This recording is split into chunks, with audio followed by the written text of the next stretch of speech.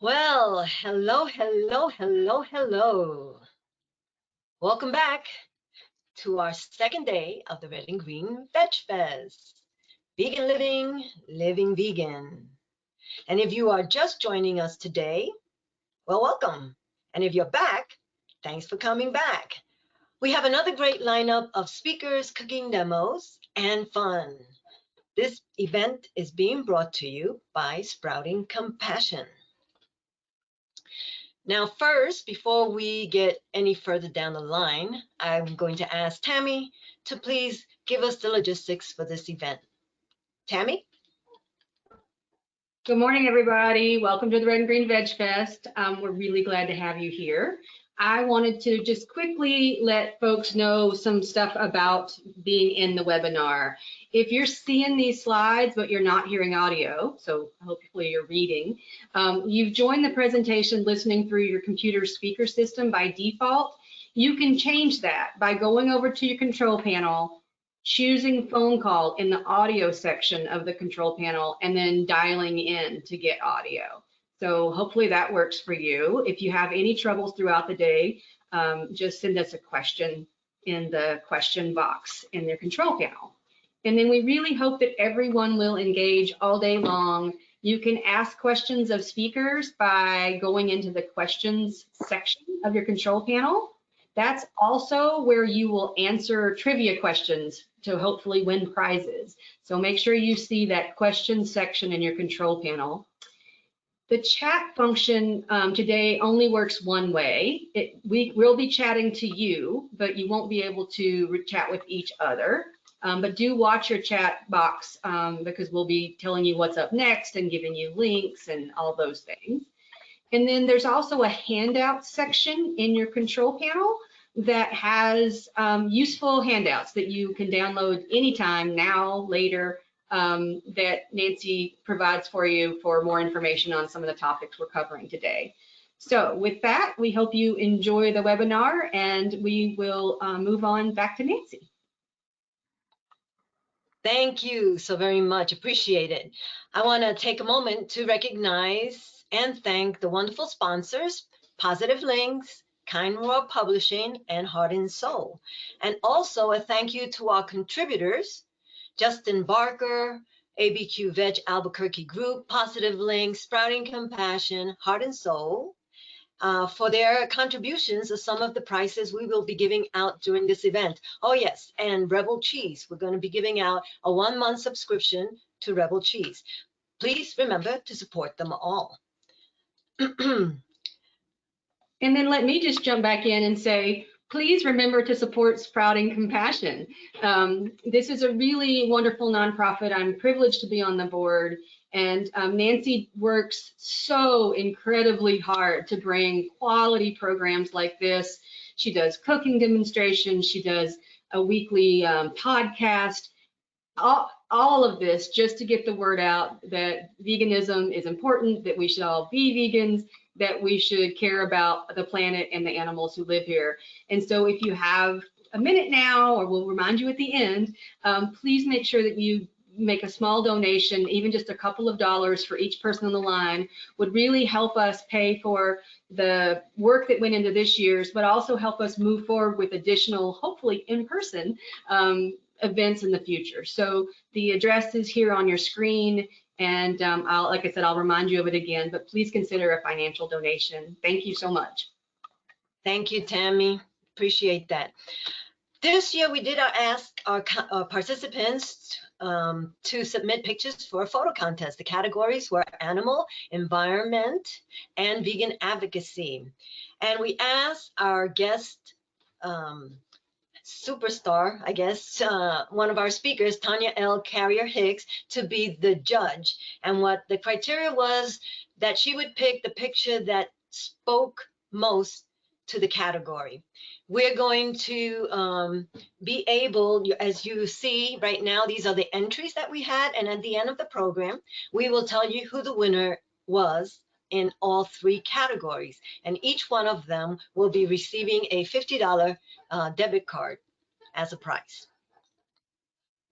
These are great moments captured in time, thanks to all the participants. they were just wonderful. I enjoyed every one of those pictures.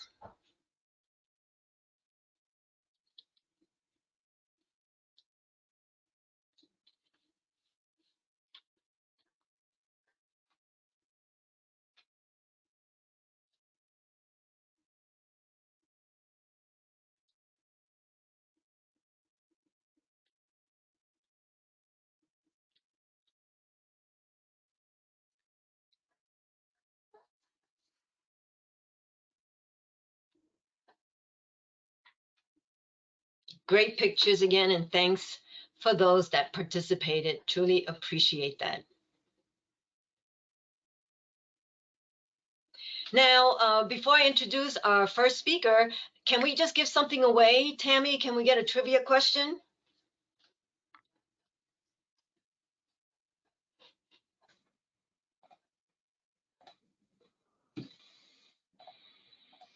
All right.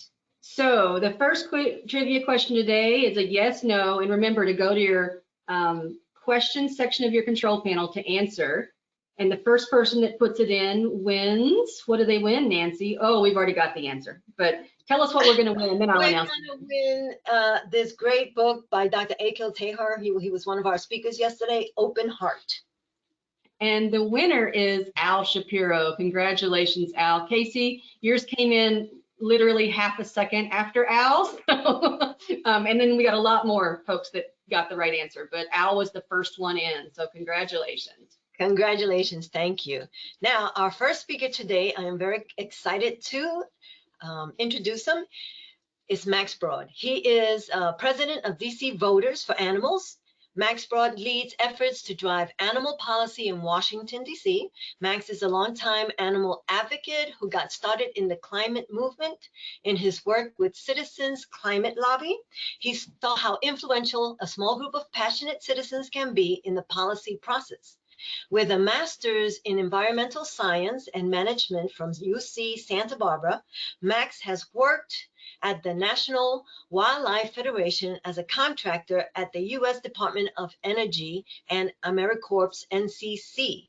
Please help me welcome Max in his presentation, Change the System, How to Raise Your Voice for Animals in Politics. Welcome, Max.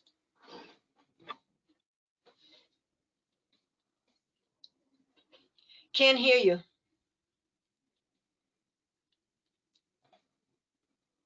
Okay, how's that? Better, thank you. Wonderful. Okay, well, thank you so much, Nancy, and thank you, Tammy. Great to be here with you. And to the folks of New Mexico, to the folks of Albuquerque, really glad to be here with you. It's exciting to share this special day and special event with you. So I'm here to ask the question, should vegans, should vegetarians, should animal advocates be involved in the political process? And to go into this question, I have a couple stories to share with you. The first is regarding non-dairy milk. Now, when is the first time that you yourself tried non-dairy milk? For me, it was in 2009 when I had almond milk for the first time. And all my life I'd been drinking 2% milk, cow's milk, and was an avowed cow's milk drinker. And I was surprised at how quickly almond milk won me over. I found it to be really good and enjoyed the experience. That was in 2009. And since then, what have we seen from the non-dairy milk industry? It's absolutely exploded, right? We've seen it take off immensely. And not only are there many different types of milks out there, some that are better than others, but also we've seen people, even non-vegans, who are drinking non-dairy milks for the variety of benefits, whether being lactose-free or just tasting better or being better in coffee. So what's happened to the cows, right? If the industry for non-dairy milk is exploding, has that meant it's a better life for cows? Well, if we look at the trend of the U.S. dairy herd population in the country, between 2009 and 2017, the number of cows in the dairy industry has actually gone up. The population has increased. So it begs the question, what is going on here? And it goes to show that there's a very strong presence of animal agriculture in our government process. So strong that our government is subsidizing the dairy industry by dumping dairy on school children, by dumping dairy on breastfeeding or young children and infants. And this obviously is not conducive for the animals and probably not conducive for our health either. So, we've seen an absolute boom in both the non-dairy industry and the population of cows. And what it goes to show is that individual consumption choices are key. I'm going to eat these products. I'm not going to eat these products. But they're a first step. And we need systemic change. Animal agriculture is too strong of an industry to let them dominate our political process. So to answer my earlier cue, going back to the question of should vegans, vegetarians, and animal advocates be involved in political action? I want you to not only see the opportunity in politics, I want you to salivate at the chance to make change on a level that is systemic for animals. I want you to salivate at it like it's a new vegan cheese. So look, we've seen a lot happen over recent history in the political process through animal advocates like many of you, I'm sure, getting involved. And, I'll share with you, in DC, we did something really special. When DC Voters for Animals came on board, we were working on local politics starting in 2019. So, that's on DC Council, not on federal. And we targeted a specific bill to ban the sale of ivory and rhino horn as the first one that we wanted to help really get passed through DC Council.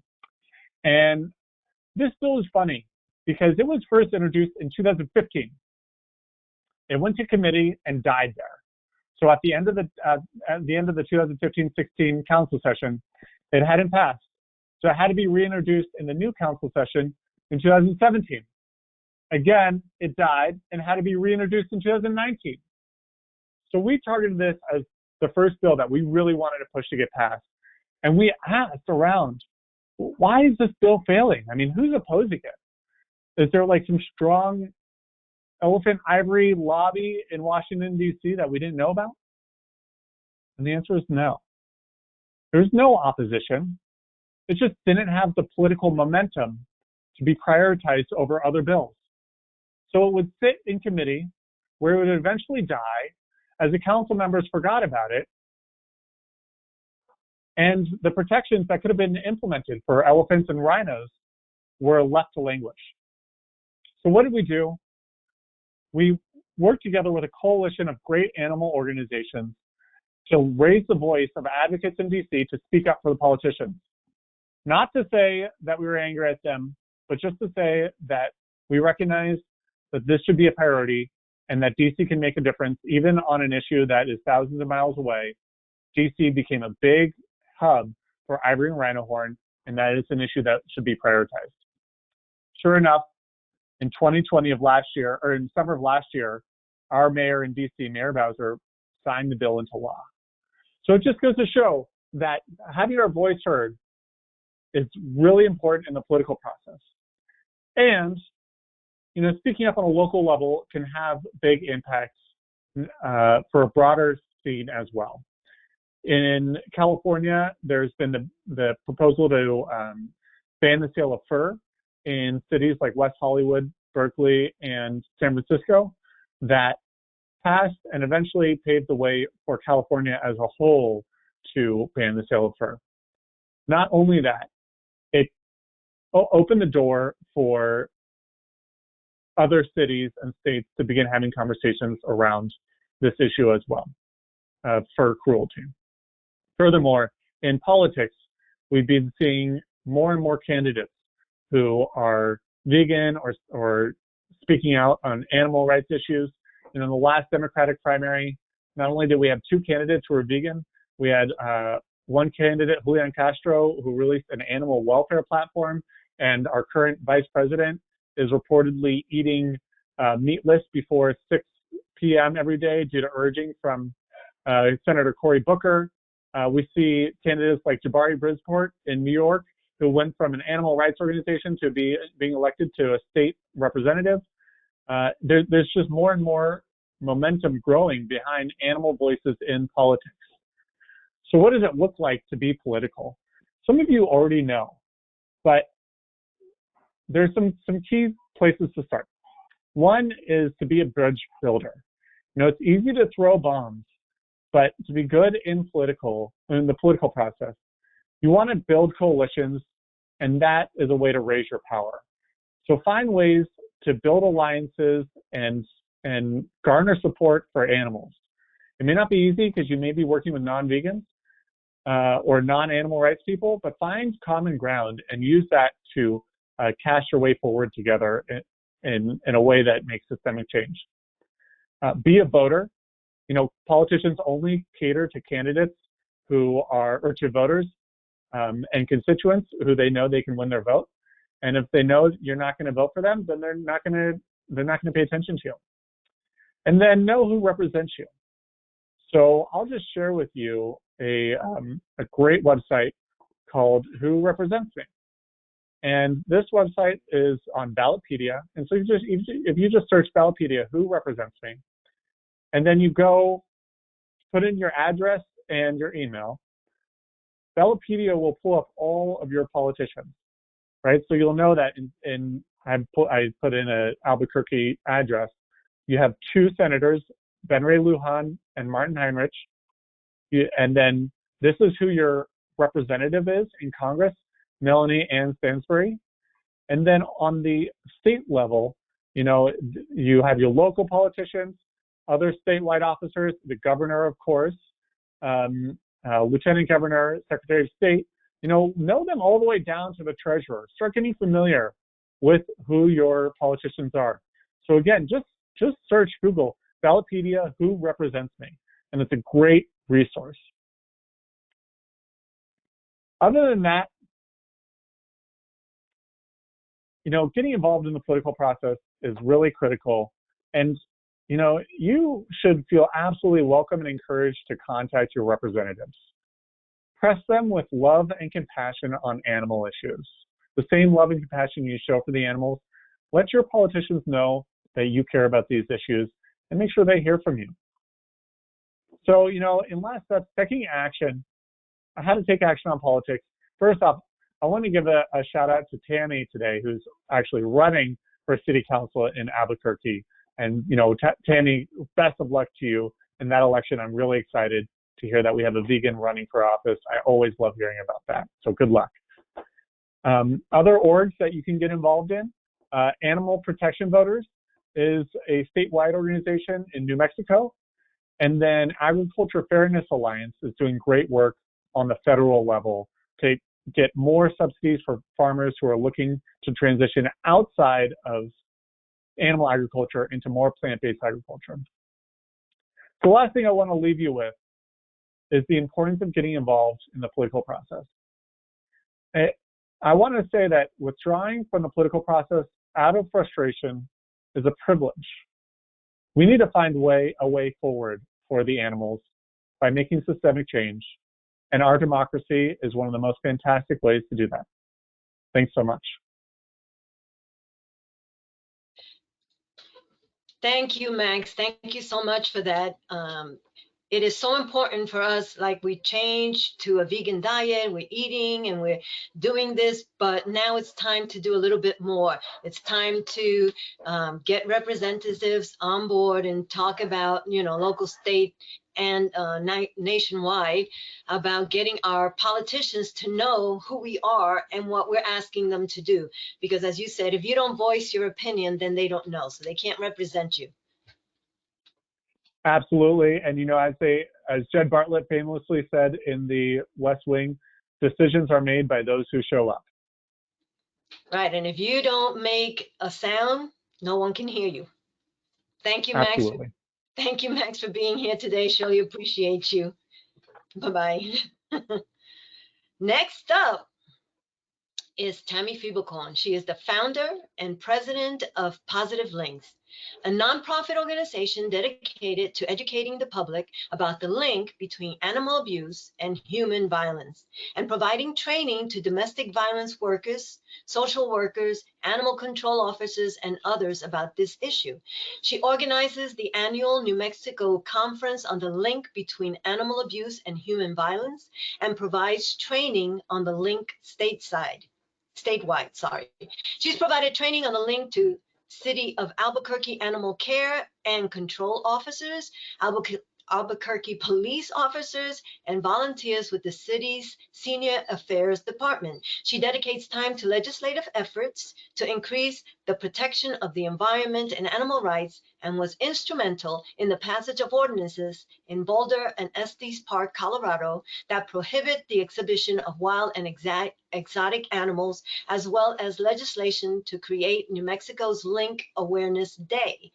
And as Max said, she's running for city council in District 7. So let me welcome Words Matter, Respect Begins with Language Choices, my friend, Tammy Fiebelkorn. Thank you, Nancy. I really appreciate that nice introduction. And I just want to take a quick second to talk a little bit about what Max talked about.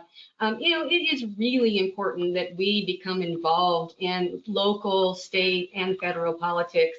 I'm just going to mention a few of the things that I've worked on that are huge for animals.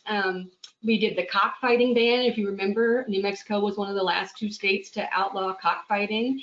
I've passed guardianship language in several jurisdictions where people can start thinking about what we're going to talk about here in a minute on legislation or language in legislation. We've worked on a bill that prohibited a new plexiglass zoo at the foot of Rocky Mountain National Park. We've got chaining bans for dogs in lots of jurisdictions here in New Mexico. We've got circuses prohibited and exotic animal displays prohibited in quite a few jurisdictions. And now we're working on a bestiality ban because New Mexico is one of the last 2 states, again, that allow that. So just get involved. It's really, really important for the animals that we show up at city council meetings, at state legislatures, anywhere that they're having these conversations. So I wanted to talk a little bit today about how words matter. Respect begins with language choices, and this is really important for me. I run Positive Links. It's a nonprofit that works on the link between animal abuse and human violence. And so we go out and train people that are not animal people. We go out to law enforcement officers, sheriff's departments, social workers, the court system, statewide, talking about the fact that if there's animal abuse happening in a home, we should care about the animals, but we should also care because that means that 76% of the time a child, partner, or an elder is also being abused in that home. And the thing that really strikes me is when we're out there talking to folks, the language choices that people use really do show how they feel about animals. And so I want to make sure that our language choices as vegans, as people who care about animals, to people that care about the planet, our language choices need to indicate that we care. And so it's really important that we think through what we're saying. The language we use informs our thoughts and feelings about someone or something. So you can tell if I like someone by the way I talk about them, right? And so when I'm talking about animals, I want to always be showing that I care, that I respect them. And so we need to think through how we refer to anyone. There's been lots of examples of language changes that eventually led to law changes and to actual action. And we want to make sure that we are thinking through how that works when we're talking day to day. There are ways that language can hurt people. And it's a couple of different ways. The first one is supporting violence. So things like squash like a bug or bitch slap, those are really violent, right? And they're indicating that it's okay to squash someone, a living being. It's indicating that it's okay to slap someone. And I don't know if the bitch is a woman or a female dog. Either way, it's a really violent phrase. Phrases can also support the concept that humans are superior, right? So locked up like an animal, as if animals it's okay to lock up an animal. It's not. Eating like an animal. Again, it's saying that humans are superior without actually saying that. That's the concept that's being portrayed in these phrases. We use a lot of derogatory or degrading language, like vaccinated people are sheep, right? I always laugh when I hear that because I like sheep. But I think it's interesting also because sheep tend to really enjoy being with their friends and family. They have strength in numbers, and so I'm not sure why that's an insult, but it clearly is used as an insult. It's supposed to be a derogatory phrase. And I hear this one a lot in my training for Positive Link. It's just a dog. I can't imagine anything that's more degrading. The use of it's and then just a dog really goes to show that these folks that are saying this truly believe that animals are less than humans. And then there's desensitizing language. We say meat or pork rather than, flesh and a pig's flesh.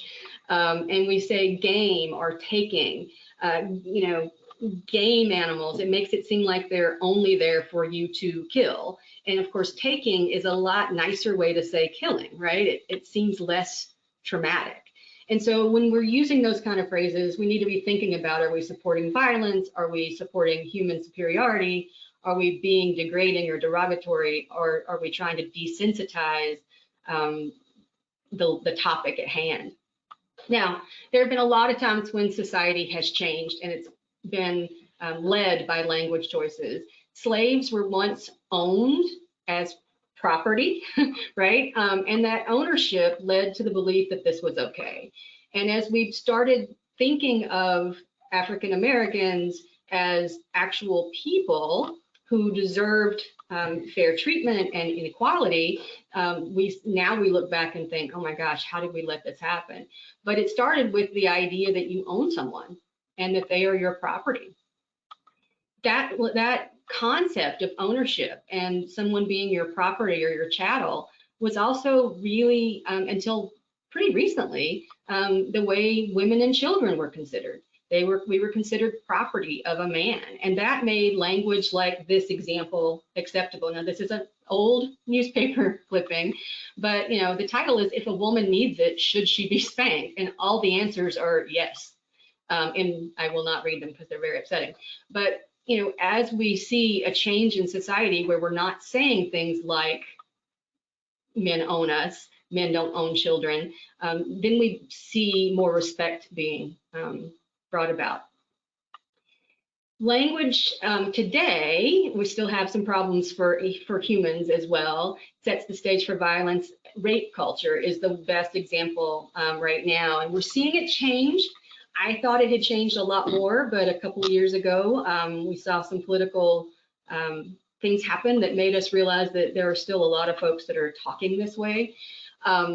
Rape culture is where we are blaming women for violence against them. She was asking for it. It doesn't sound that bad. He couldn't help himself. These are all phrases that I heard as growing up. And so we're seeing that change today. And when we see the change in language, then we start seeing more respect for and reduction in violence. So bringing this to animals. So I own this sweatshirt, let's say. I am the guardian of this dog. This is Cinderella. And so if I want to cut my shirt up, that's totally cool, right? I can do whatever I want. I own it. But I cannot cut my dog. She does not belong to me that way. I'm her guardian. So that means it's my job to take care of her. I can't do whatever I want with her. An animal is not an it or a what. And this is the one thing I hear even vegan animal rights activists slipping all the time and saying they refer to someone as it. And so we've got a lot of pronoun change happening in our society right now. I introduce myself on all my Zoom calls now as include my pronoun choices, but we cannot continue to refer to animals as it, he, she, they, who, whatever the proper response is there. We've got to start making sure that we're using the correct pronouns, because when you refer to someone as an it, again, they seem like an inanimate object that we can do whatever we want to with. And it leads to the conversation that this is from Karen Davis. Can one regard a fellow creature as a property item, an investment, a piece of meat, and it, without degenerating into cruelty towards that creature? And my answer to her really basic question here is no. When we consider ourselves the owners of living sentient beings, nothing good comes from that. So we need to choose our language carefully. So think through with me, if you will, are these phrases appropriate? Should we be saying it's like beating a dead horse? Should we be saying there's no room to swing a cat?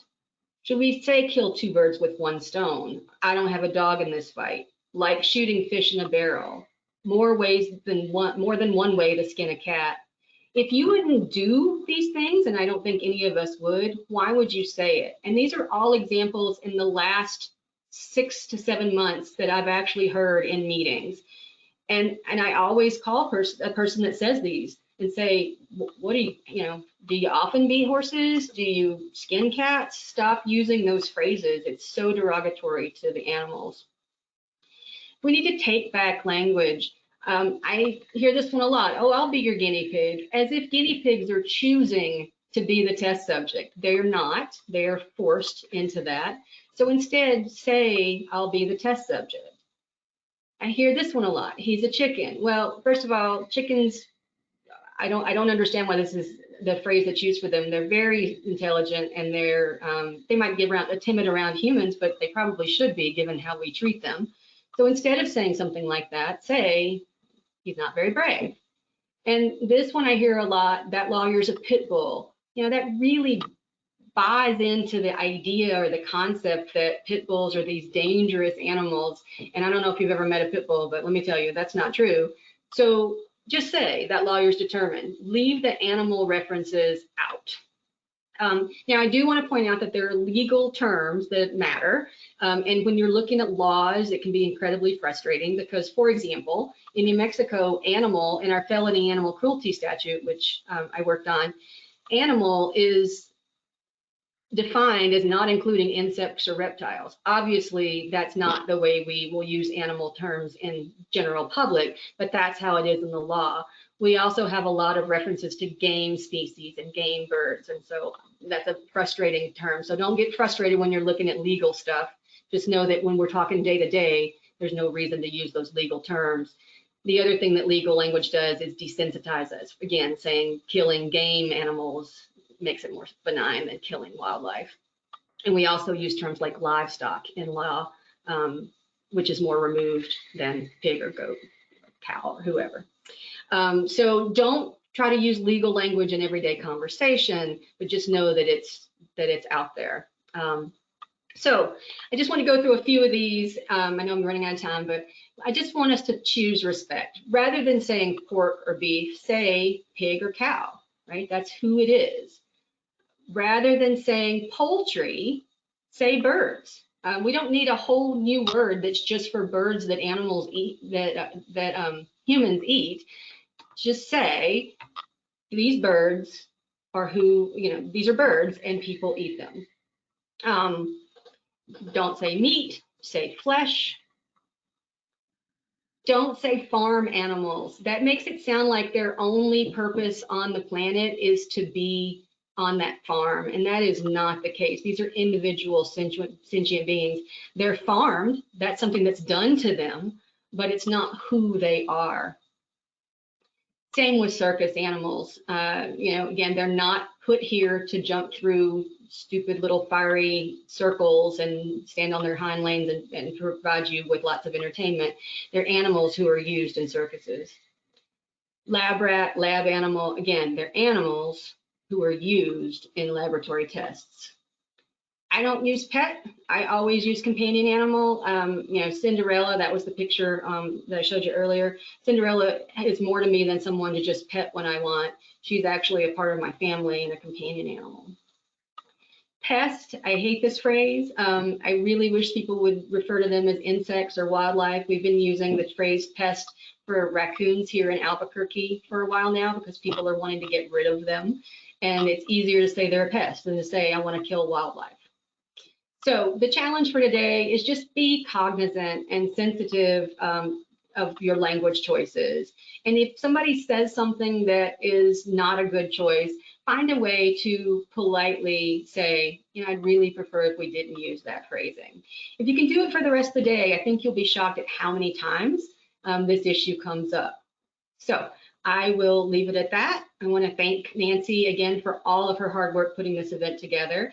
And I will leave it with a quick plug. If you have time to please vote for Positive Links, the nonprofit I run, in the Best of Albuquerque voting. We are the only nonprofit that is nominated that is a vegan nonprofit, and we would really like the opportunity to really expand our reach. So with that, I will turn it back over to Nancy.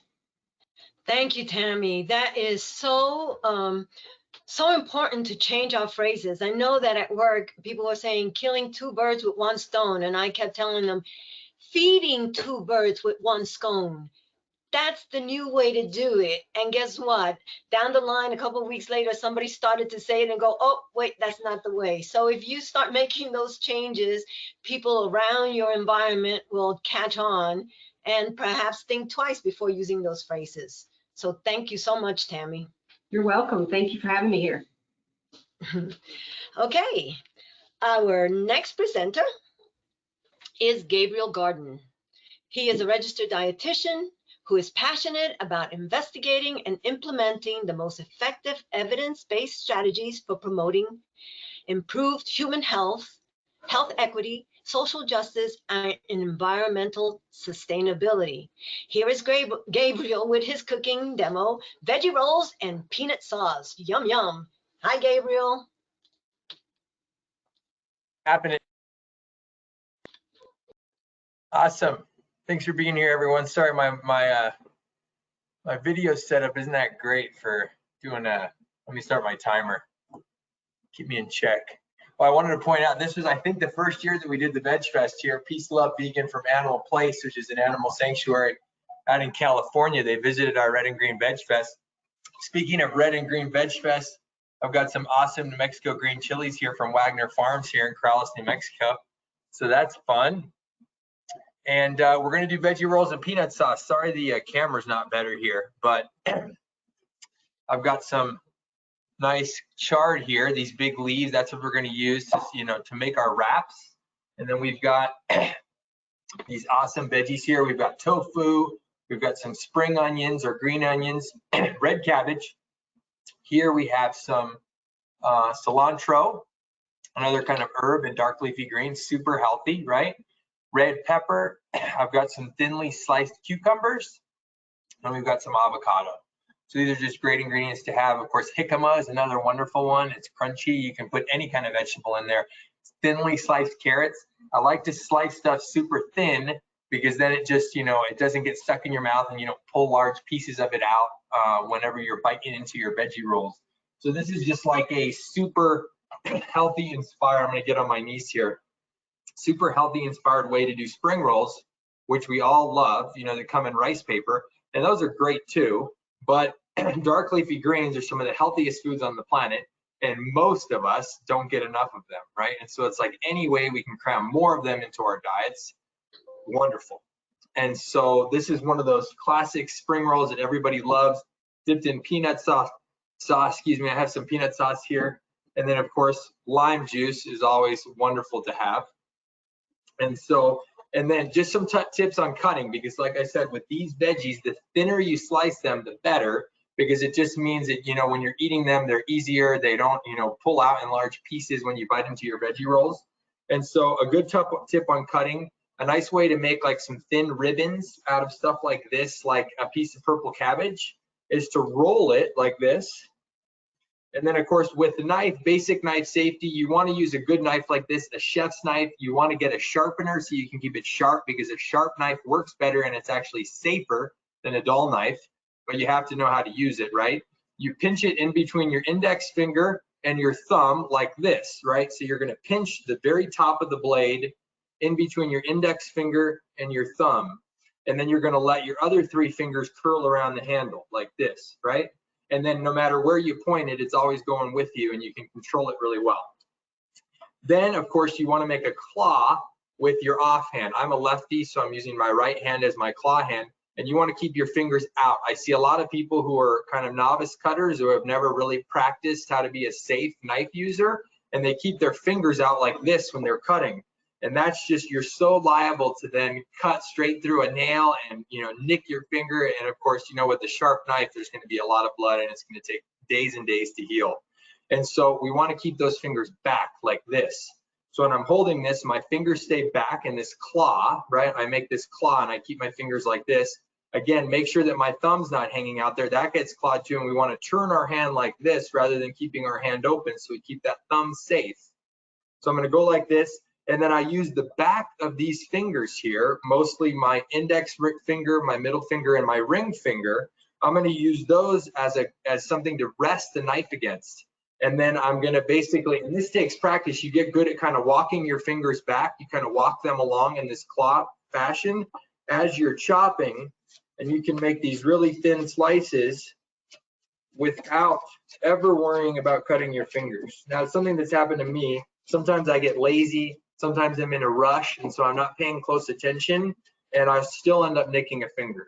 And so this is something that we always want to be aware of, because ideally, right, as we're transitioning to a plant-based vegan diet, hopefully eating more whole foods and less processed foods over time, but it's progress, not perfection. And so we don't need to worry about being perfect here, but we want to get more of these whole plant foods into our diets, because those are the most powerful foods. Those are going to keep us healthy, keep us young, allow us to enjoy all the wonderful things that we love to do. You know, I love to run, I love to work out, I love to hike and bike and climb in the mountains, and I want to do that stuff my whole life.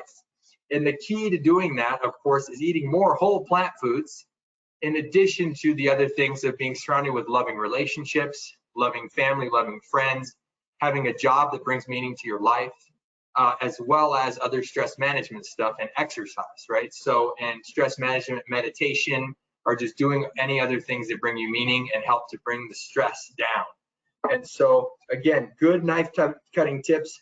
I know it's hard, because knife cutting is one of those things that if you haven't done it for a long time and you're not already good at it, there's a learning curve and it takes a while to get good at it. But I implore you, start practicing, get your veggies out, make that claw with your offhand, hold the knife right like you're supposed to with that index finger and that thumb, and just start practicing slowly but surely, right? Just like learning a new sport or learning any other new skill, you got to start slow, you got to practice, and you got to be consistent. But once you do it, it's going to pay off, because then you're going to cut veggies with ease, and then you're going to get more veggies into your mouths, into your bodies, and you're going to feel better on a daily basis. So that's super good news. So we've got all of our veggies here. Now, what I did with these greens is I ended up kind of blanching them in a pot of boiling water to make them a little bit softer, but it only takes a few seconds. Nancy will share the recipe at some point, and so you can print it out. Your greens are going to depend on how thick they are or what type of green. This is Swiss chard, and so it's got these white or even different colored stems. I've got one of them here that's got like a red stem. And so it works really good because it's big, but you could use collard greens, which are wonderful. Of course, one nutrient of concern on a vegan diet is calcium, right? And of course, the dairy people always want to harp on calcium because cow's milk is so rich in calcium. Problem with cow's milk is, of course, we know the issues with the animal rights and the abuse that the cows go through, which is reason enough not to eat dairy. But there's plenty of health reasons not to eat dairy. And even though it comes with a lot of calcium, which yes, is important to some degree for bone health, we need calcium, it's an essential mineral. It comes with a lot of baggage too, right? So it's bonus that comes with baggage. I got that from Michael Greger at nutritionfacts.org, so credit to him. If you haven't checked out nutritionfacts.org, fall in love with it, go there and check out all the wonderful videos and articles they have, because it'll answer most any question that you have about nutrition. And if you've got other ones, then just reach out to me. your favorite or one of your favorite, hopefully, plant-based registered dietitians. So calcium's a big issue, and most dark leafy greens have a lot of calcium. Problem with that is, though, is some dark leafy greens, like chard, are really high in oxalates. And the oxalates are an issue because they bind calcium in our digestive system, and they'll carry it straight through our gut, and they won't allow us to absorb it. And so these are greens like Swiss chard or rainbow chard or spinach, right? Wonderfully healthy. We should still include a lot of these in our diet, but we don't want to rely on these as a primary source of calcium. What we do want to rely on is certainly beans. There's a number of nuts and seeds that are rich in calcium. Beans are great. And then our dark leafy greens that happen to be lower in oxalates. So think collard greens, think kale, think bok choy, right? There's a bunch. And so we want to get those in as much as we can, because they actually have a higher bioavailability. That means that our body can actually digest and absorb them with more ease or more facility than it can from dairy. People always talk about, oh, dairy, it's so bioavailable, but you really only absorb about 30% of the calcium in dairy, whereas you can absorb between 30 and 70%, so like 50% on average, of the calcium in the low oxalate dark leafy greens. Again, think kale, bok choy, and collard greens. And all you have to do is go on to Google. Dr. Google will tell you, just look up like low oxalate, high calcium, dark leafy greens, and you'll find a chart, that's got different things in there. And we just want to get these in as often as possible, right? And then of course there's other sources. Think your beans, your nuts, and your seeds. And then of course you can use things like fortified plant-based milks, right? So it could be a soy milk, it could be something like Ripple, which is a pea protein-based milk, but that comes with added calcium. Or certainly some of your nut-based milks.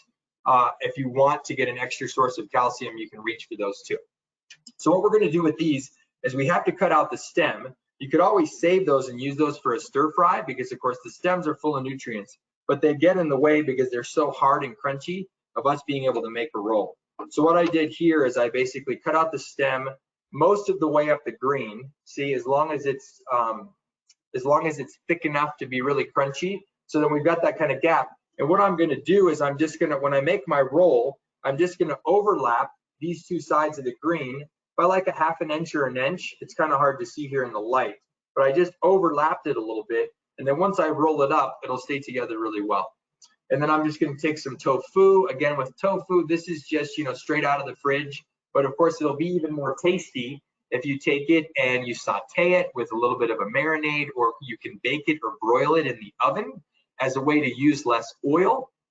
We know oil is very high in calorie density. There's nothing wrong with including some oil in your diet, but most of us get too much oil is the problem. And, minimizing the amount of oil in our diet is a good idea to control our body weight, to control the health of our cardiovascular system. We don't want to be eating loads of this, especially if we're overweight or obese. And so lowering the amount is a good idea. And so we could bake or broil it in the oven with little or no oil and still get that crispy texture on the outside that's so tasty. You can add a little bit of a marinade with like pineapple juice, a little bit of soy sauce, a little bit of ginger, throw that in the blender and then baste that on there and then bake it. So tasty, so good, and you can still get that crispy outside.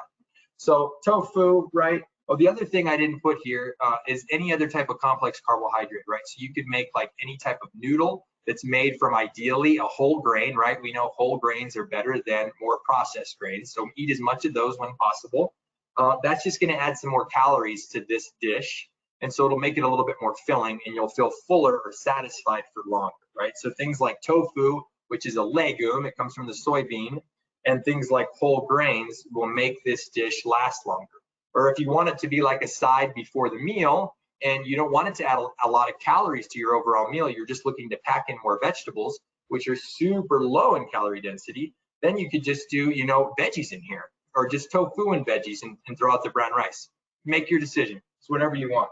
I'm going to get some slivered green onions here, a little bit of cabbage, some cucumber. I've got some of this avocado again, which is higher in calories because it's got all those really awesome mono and polyunsaturated fats in it that come from plants. We want to avoid all those saturated fats that come in animal-based foods. because they're going to raise our LDL, or our bad cholesterol. And of course, there's a host of other issues there.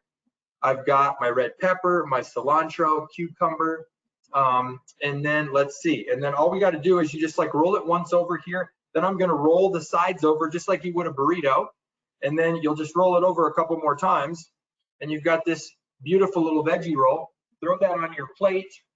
And you've got your peanut sauce to dip. Now, we didn't talk about the peanut sauce yet, so let's talk peanut sauce.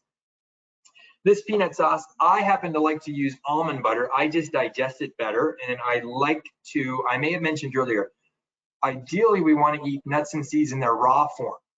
That's the way that they're going to be healthiest for us. When we tend to cook foods that are rich in both protein and fat, right? So think animal-based foods, which of course we want to avoid. But even our plant-based foods like nuts and seeds, which happen to be rich in both protein and fat, when we cook those at high temperatures, like when we roast almonds in the oven, they tend to increase this product called AGEs, which are known as advanced glycation end products. And those can kind of increase the amount of inflammation in our bodies. And of course, we know inflammation is the root cause of many diseases, many health problems. We want to avoid or minimize the inflammation. And so nothing wrong with eating, like roasted nuts and seeds, but when possible, try to bulk up the amount of raw nuts and seeds that you have in your diet, because that's going to be the healthiest way to eat these super beneficial foods that are packed with protein, fiber, of course, all those healthy fats, right? And mono and polyunsaturated, of course, and all the other things that nuts and seeds have in it. They're great foods. So I love raw almond butter. I use for this. Nothing wrong with using almond butter from roasted almonds or peanut butter. Just take your pick, whatever you love. And then this is a dish. Since I'm a dietitian, I come at this from a very, I love health. And so I'm trying to give people tools like incorporating more of these whole plant foods into their diets, but also ways to minimize the amount of added salt, oil, and sugar, which we can abbreviate as SOS, in our diets. Now, nothing wrong with including some of those foods. I include some salt, oil, and sugar in my diet pretty much every day, but I try to keep it minimal, right? Because the healthy foods are the whole plant foods. Those are the things that are going to keep us vibrant, keep us energetic, and minimize the probability that we're going to suffer from different kinds of chronic diseases and cancers. But adding a little bit of salt, oil, and sugar to our dishes, of course, can increase the amount of flavor and increase the amount of enjoyment. If you saw my presentation yesterday, there's my timer, so I'll finish up right now. I talked about any diet has to be sustainable, right? And so, but this particular recipe, which you'll see, doesn't have any added salt, oil, or sugar. It's just raw nuts and seeds. It's a little bit of ginger, it's lime juice, it's a little bit of tamarind paste, which adds that tangy flavor, which can help replace some of those, the need that we want for salt, the tangy flavors that come from like lime and lemon. It also has lime juice, if I didn't mention that, a little bit of dates for a little bit of sweetness, and then a little bit of red pepper flakes to give it a little bit of spicy if you like spicy. If not, leave it out. And so it's just all like whole plant food ingredients that give you a tremendous amount of flavor without having to, douse your food in lots of added salt, oil, and sugar, which tends to make the food much less healthy for us if we use those things in excess. So anyway, I hope those tips were very helpful. Go out there, make some veggie rolls, eat some chili, because all that capsaicin and the other ingredients that we have in our spicy chilies are so good for you. Just get a mild version if this stuff is too hot. Thank you so much. Gabriel, as always, I always learn something from you every time. I love it. Oh. Awesome. Thanks, Nancy. And thank you for being on. And again, just so that everybody knows, if you go to sproutingcompassion.org, once a month, we have a segment called Making Sense with Gabriel, where he shares his knowledge with us on different health topics. Thanks again, Gabriel. Thank you. Take care. Bye. Hey, Tammy, before we go on and I introduce Rae, can we do a trivia question, please? Of course. Let me grab one. Sorry for the delay. No problem. And what we're going to be giving away for this, whoever answers this question, is we have a Positive Links goodie bag. And what you're going to get is the bag and these two gorgeous little bracelets. and a bandana for your little companion baby. All right, that looks good. All right, so the first person to put the answer in, what percentage of greenhouse gases does a vegan person reduce that contributes to climate change? And the answer has been put in. The answer is C. We've got a lot of people entering. Casey was the first one. I'm telling you, Casey enters her answers really quickly. Bravo. All right, Casey, that one. Do you want to? What do you want to do next, Nancy? Let's do one more. Let's do one more. And what we're going to give away is this autograph book by Justin Barker, who's one of our speakers, called Bear Boy. It's a very interesting story about a young boy, and I won't say any more, but he rescues some bears, and he'll tell us the story later. Awesome. All right, you guys ready? Are you in the question section of the control panel? Here's the question. Which Formula One champion follows a vegan diet and is passionate about animal rights? Does anybody know? Just type in the name if you know. Uh-oh, we might have stumped him, Nancy. Oh my goodness gracious. Give him a second more.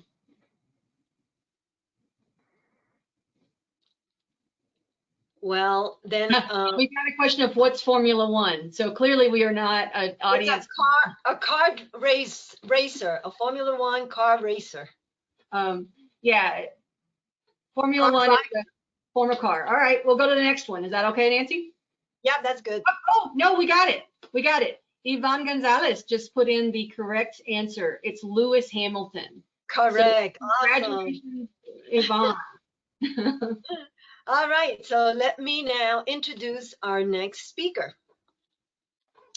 Our next speaker is Rae Sikora, who co-founded Plant Peace Daily in 2007 as a platform for education, activism, and inspiration. She is a passionate long-term vegan who is committed to energizing and supporting activists and educators in their outreach for nonviolence, critical thinking, effective communication, peaceful living, and ethical consumerism. Rae and her partner, JC, who was a speaker yesterday, are now building a retreat center named The Dove here in New Mexico. Help me welcome Rae with her presentation, Despair Repair.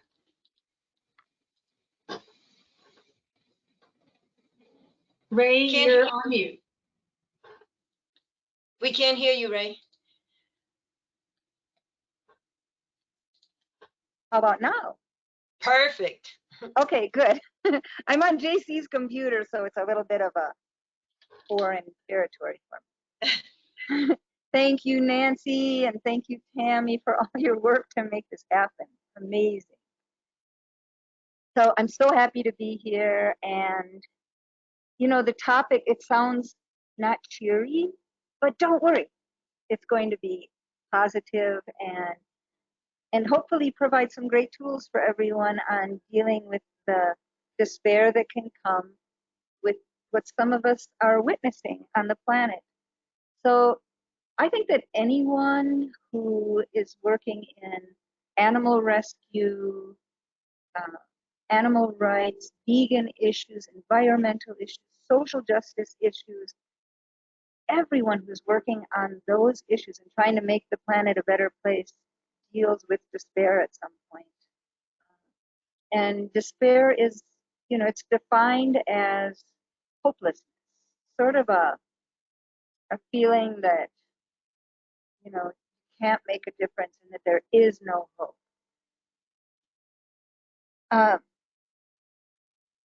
Yeah, I think that, you know, if we look at it, it's like you have to look at like hope for what?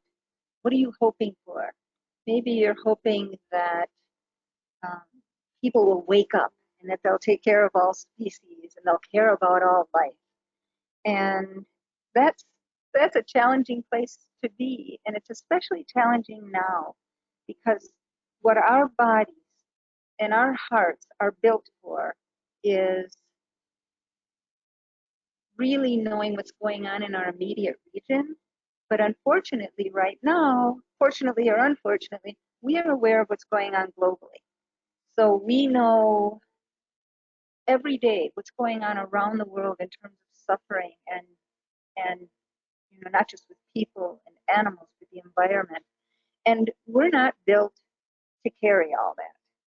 We are not built to carry emotionally all that's going on the planet every day. And so that adds to sort of the weight of it all. Tammy, should I be the one who moves the image forward, or will it be you? Oh, it's you. Look at you. So I love this quote. To open your heart like a Buddha, we must embrace the 10,000 joys and the 10,000 sorrows. That is the reality of life. It's not going to be all cheery, and there are going to be sorrows. And we open our hearts to it. Okay, and next slide. So it's not just, despair isn't just for humans. Other species feel this too. They can be in situations where there is no hope. Next slide. And click again. Beautiful. So I love this one by Albert Schweitzer. However much concerned I was at the problem of misery in the world, I never let myself get lost in the broodings over it. I always held firmly to the thought that each one of us can do a little to bring some portion of it to an end. So at this point, I want to ask you, what do Albert Schweitzer and Paul Watson of Sea Shepherd, what do they have in common? They both have this philosophy.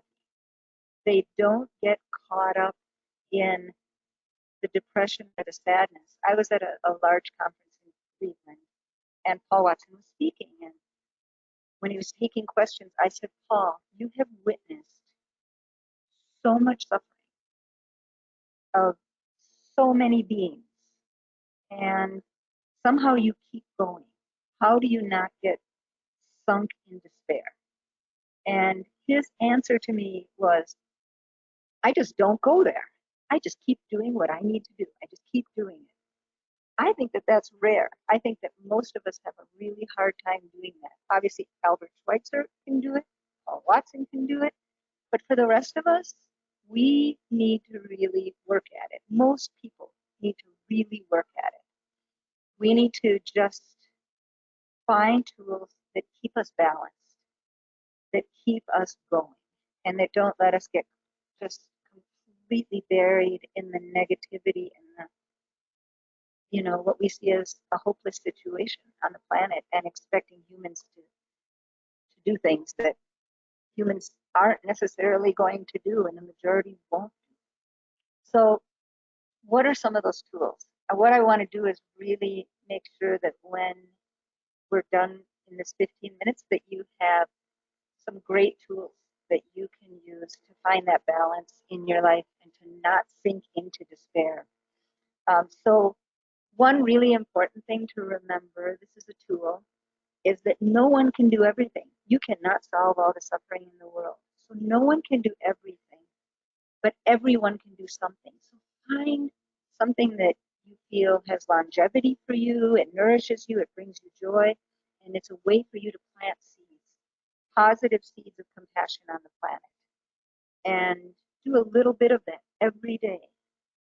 And it's like an amazing thing. If you're, instead of focusing on what you can't do, focus on whatever seeds you can plant. What can you do? Another tool, look back sometimes and celebrate how far we've come. When I first was vegan, I didn't know the word vegan because it wasn't out in the world. It was 45 years ago. And when I first became vegan, I had to make my own tempeh. I made a little incubator in a styrofoam cooler with a light bulb. There wasn't tempeh, there wasn't tofu. There was I couldn't find anything, let alone the bazillion milks and ice creams and all the products that are out there now. So it's really good to look back and see how far we've come. It's amazing to me. Companies will put vegan on products as a marketing tool, like it's a positive thing. And that is amazing. So it's really important to look at how far we've come and celebrate that progress. I go to the grocery and there's like the vegan ice cream section, even at the non-natural food stores, the regular grocery, and I'm overwhelmed by it. I go, oh, okay, I have no idea which one to pick because there are hundreds of them. So it's really good to celebrate the progress.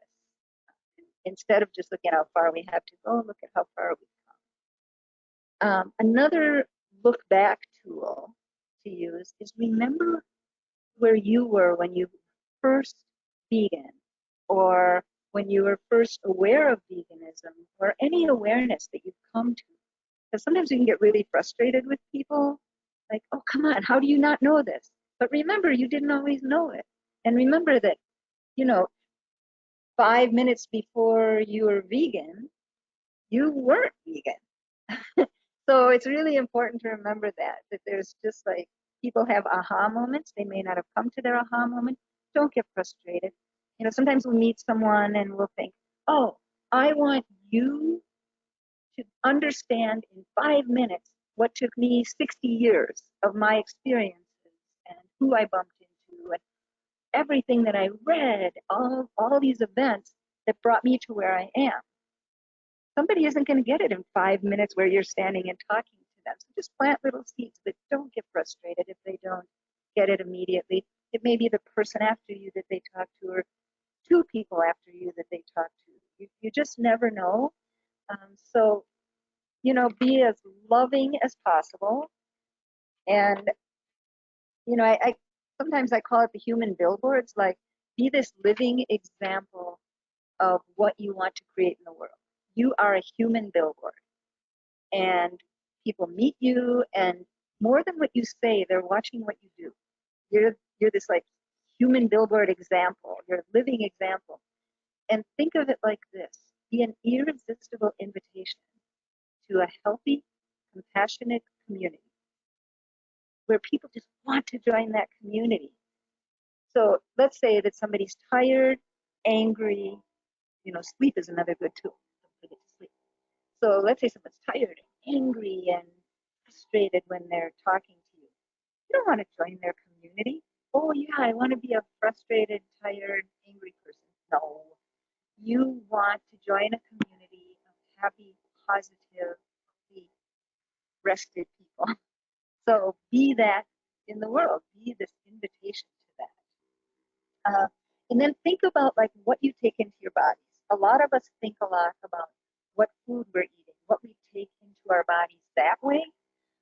Think about what you're taking in emotionally too. You don't have to watch all of the difficult videos. If you're not supporting those industries, you don't have to watch everything. Get yourself off social media as much as possible and spend time in the natural world, that world of non-human beauty, the parts of the planet that are still vibrant. It's really, really important to think about what you're letting in. Don't spend time as much as possible. Don't spend time around negative people, people who drain you instead of nourish you. Spend time around people who nourish you and who you feel good around.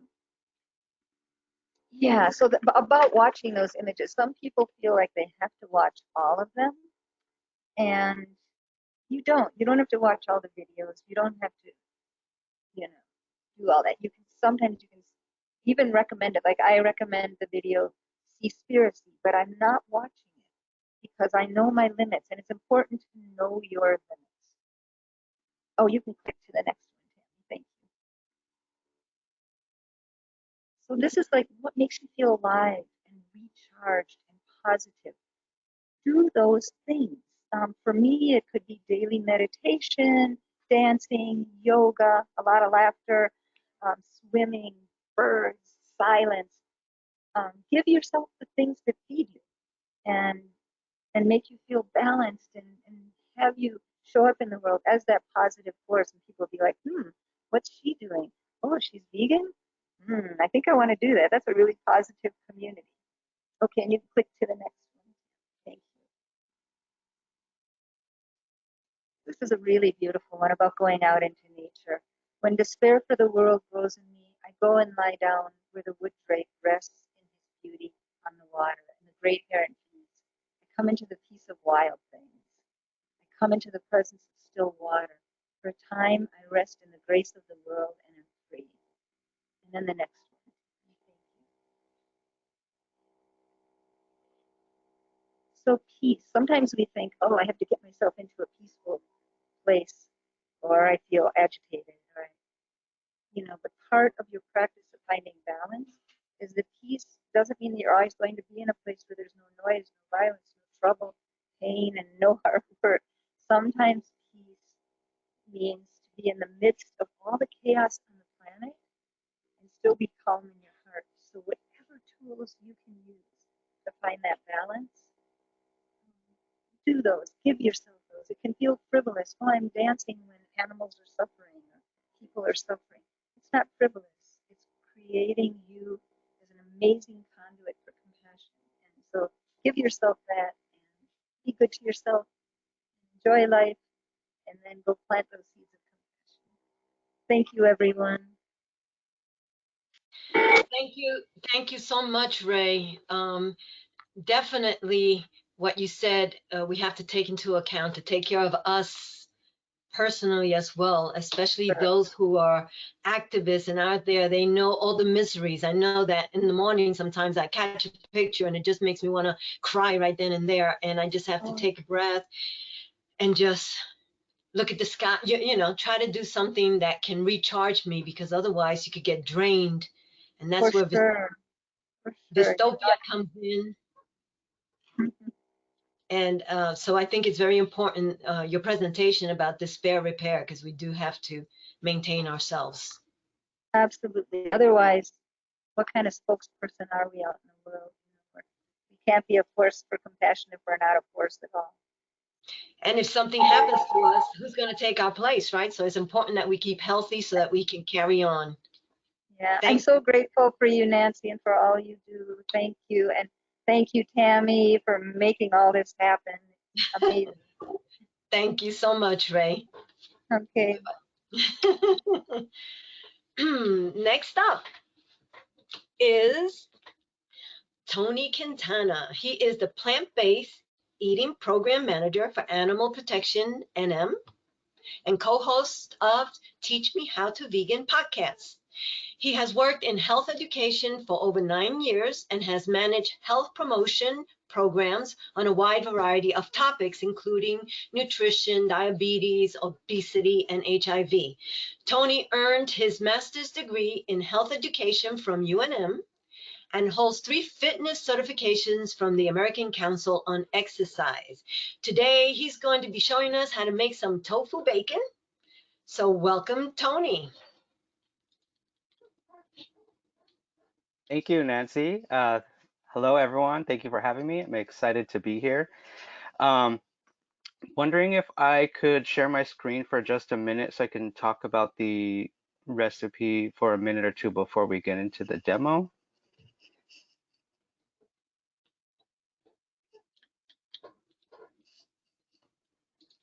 Awesome, thank you.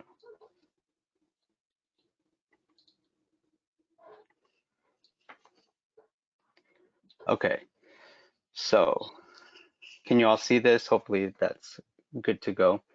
So yes, I'm going to be sharing this tofu bacon recipe. And as you can see, our good friend Gabriel, he shared an amazing recipe full of vegetables and talked about, limiting salt, oil, sugar. As you can see, this recipe is not that. But with that said, Gabriel did talk about the importance of a diet that is sustainable. And so that's one of the reasons that I wanted to share this recipe. Sometimes you just want something that's really flavorful, really savory that you want to add to your meal. And so I believe, and I think Gabriel would agree, there's space for these types of recipes in all of our diets. And also another reason I wanted to share this is just because I often hear so much from people that they want to branch out and they want to try new foods, and tofu is one of those foods they want to try, but they say, I tried tofu one time and it was gross, so I know that I don't like it.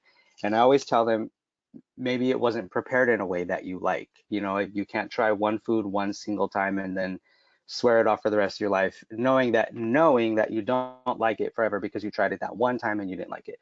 So I wanted to share this recipe because hopefully it's a way that tofu could be prepared with the right texture and flavor that you might say, oh, maybe tofu is really good and something that I want to explore adding to my diet more, and looking at different ways to incorporate tofu into my diet. And so, this is just some examples of how how this recipe could be served or added to different meals and so forth. And yeah, so I think that's all I wanted to share, to talk about before we get into the demo. So I went ahead and sort of pre-recorded the cooking demonstration so that we could get through the whole thing in less than 10 minutes and just give an overview of everything. So hopefully Tammy is able to share that video now.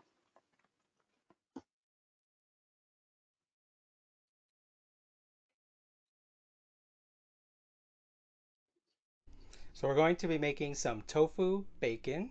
This is a favorite in our household. We love it for breakfast. It'll also go good in burritos, sandwiches. So the ingredients we're going to use is tofu, obviously, it's our base for the tofu bacon.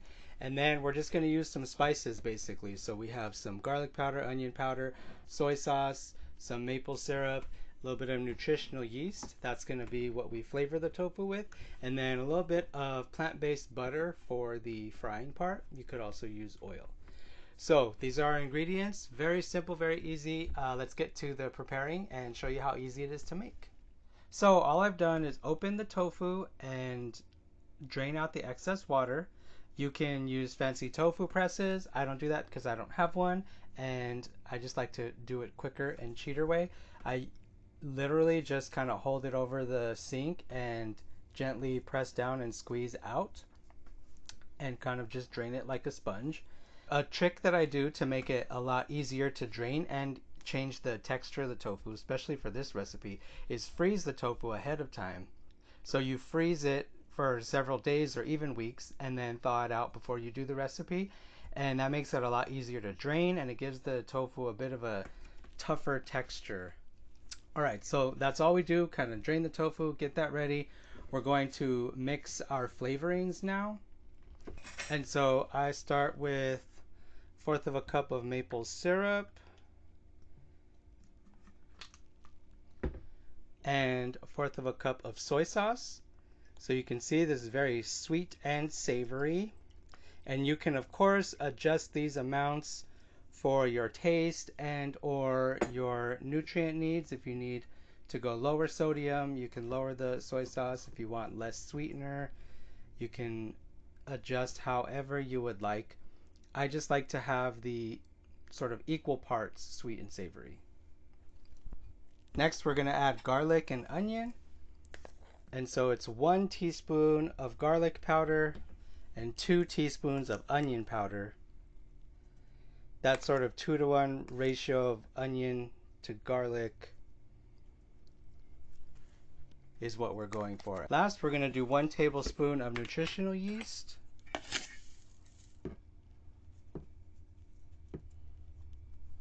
And then sort of just whisk these together. You can use a whisk or a fork.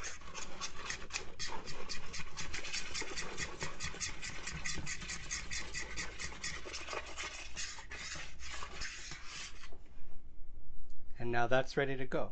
So next we just want to slice our tofu. And I like to do it in 8 slices. You can do them thinner if you would like, or any ratio you want. So I just start by cutting it in half.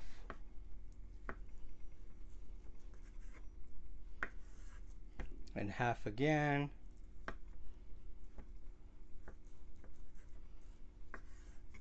And then cutting each one of these in half.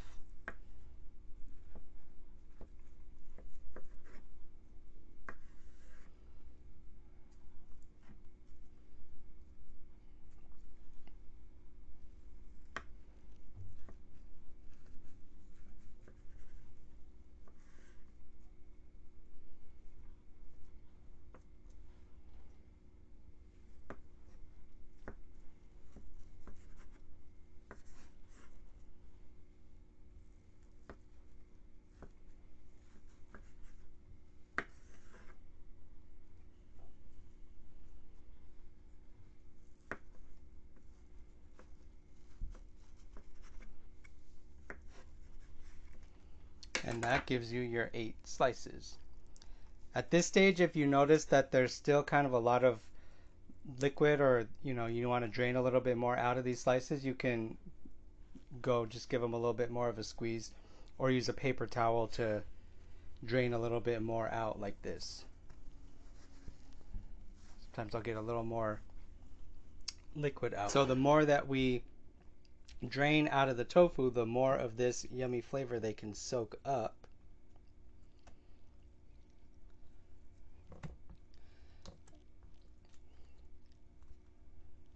Because tofu is, they say, it's like a sponge. It soaks up whatever flavors you cook it in.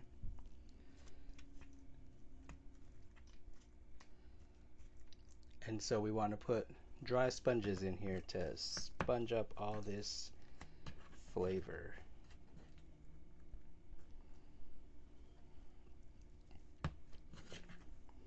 And this always works out just a little bit different each time, because you never know sort of how much you're going to soak up. Sometimes I have a lot of this mixture left over. Sometimes I am stretching it to get all the tofu flavored, so you just kind of play around with it. Sometimes if I'm running out, I might add a little bit more liquid to the mixture.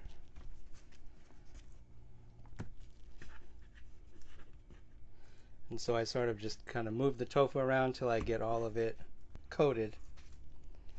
Make sure that all of them have some of that flavor in there. Sometimes I'll take this extra, garlic and onion, basically, sort of rub it in. There's these little grooves in the tofu, and it kind of soaks it all in there.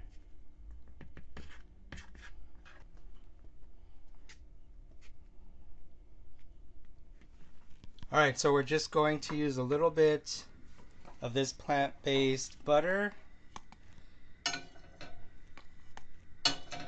to sort of fry these. Helps get it nice and crispy.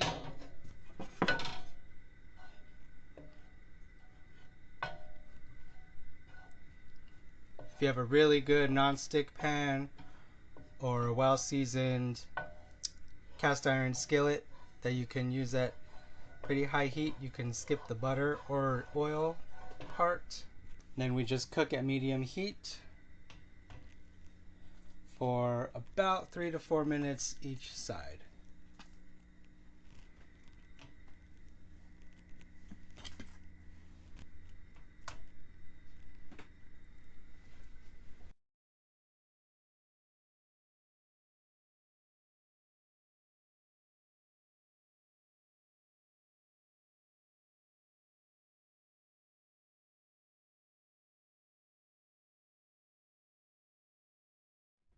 And it's easy as that. Here's the finished product. Like I said, these go good as a great side to any breakfast meal. You can put them in a sandwich, make a BLT, put them in a burrito. Enjoy them however your heart desires.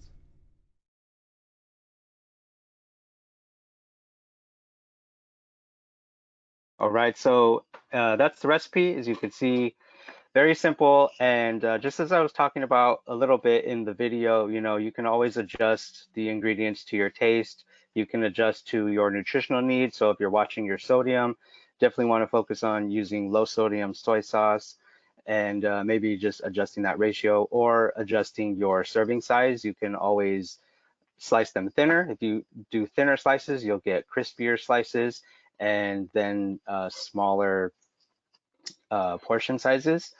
I just do it that way because I have a family of 4, and it's just easier to divide everything by 4. So, lots of variation, play around with it, figure out a ratio that works for you and your taste and your goals. That is awesome. I want to try some tofu bacon. And I was one of those people who, when I first went vegan, because you go to a restaurant and they would give me a slab of tofu. And I hated tofu because they didn't know how to prepare it. All they did was put the slab there, put something on it, and it was not tasty, and it was just a blob. And it's a So, texture you're not used to, and people are just kind of like, what's going on here? So I hated tofu. Now I love tofu because I know better. I know how to cook it. And recipes like that just makes it just so tasty. So Tony, thank you so much for your presentation. I appreciate it, and I appreciate you and what you do. So thank you. Thank you. Likewise, Nancy. Thank you. Okay, so let's go on to our next presenter. Victor Flores and his family are very active in the region.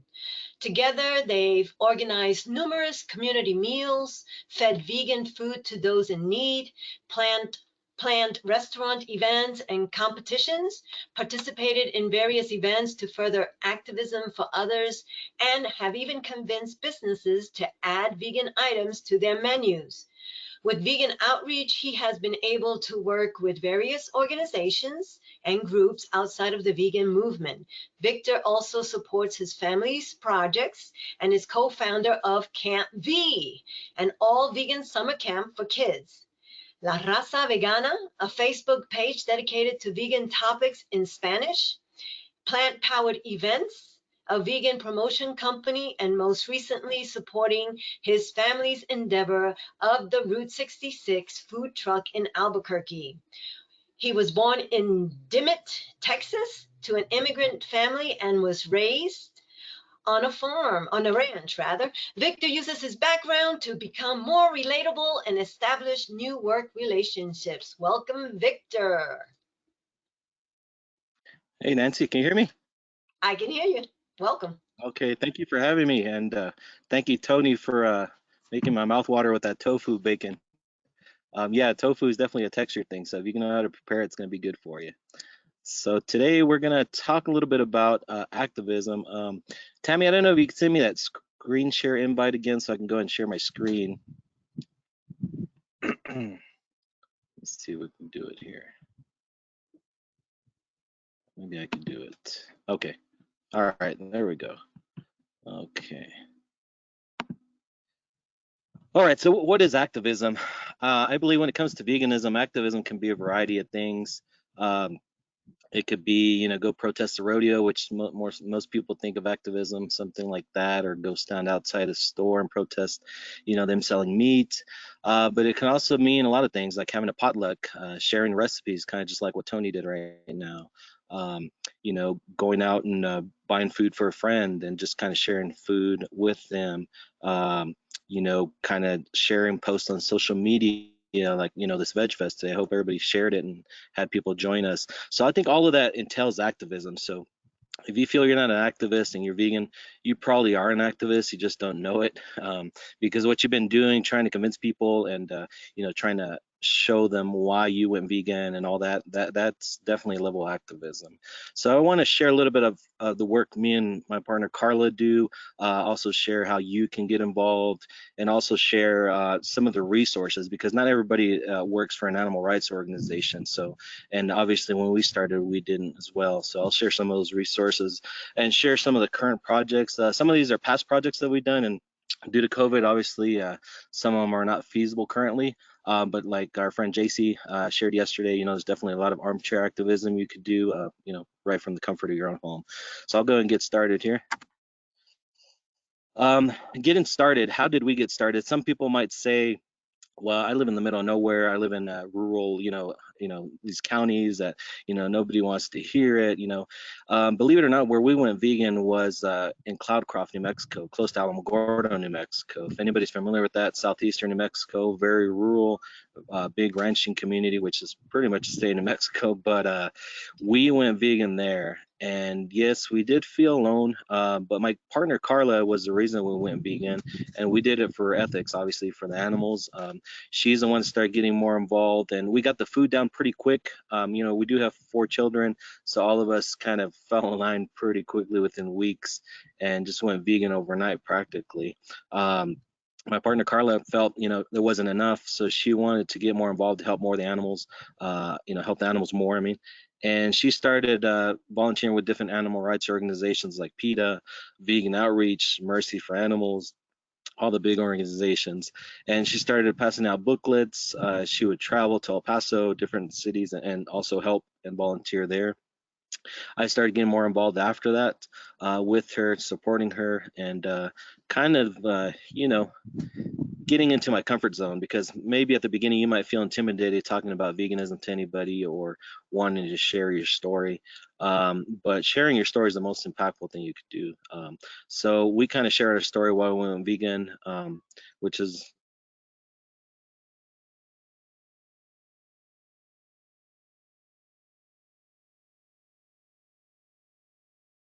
You're frozen.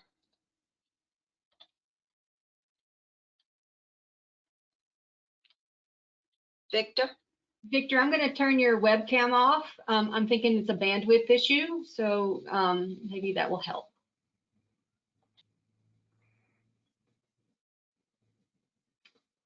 No, that does not help, Nancy. I'm sorry. While we get Victor back up, here he comes. Victor, we still can't hear you.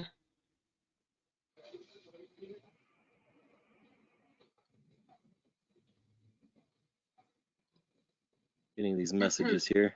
Oh, Okay, Victor. we can hear Can you, you still Victor. hear me, Nancy? Now we can hear you. Okay, okay. Okay, I get these pop-ups here. Okay, so we started, sampling out food, and people came out of the woodworks, and we just started forming a little group in Otero County, which if you're not familiar with, one of the county commissioners there was the founder of Cowboys for Trump. So it tells you kind of the territory we're in, where we're going vegan. But we did it. We started, and again, thanks to Carla being out there, and I finally got in my comfort zone and started doing what I like and talking to people and sharing our story. So what I'm trying to say with this getting started thing is just do what you're comfortable with at the beginning. If you want to share a recipe, host a potluck, say take something to work to share, start that way. And then if you want to, do a little more and get more involved, help at a veg fest, help at a pop-up, help maybe other food vendors that are kind of selling food already, or get literature from organizations, that'll, kind of be passed out to people. If you can, go to the universities. Again, with COVID, I realize some of these are not feasible, but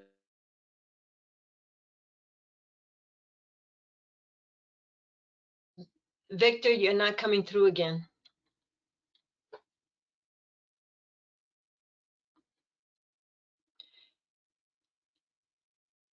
We are experiencing a little bit of a technical difficulty, but I'm sure Victor will join us here in another second or so.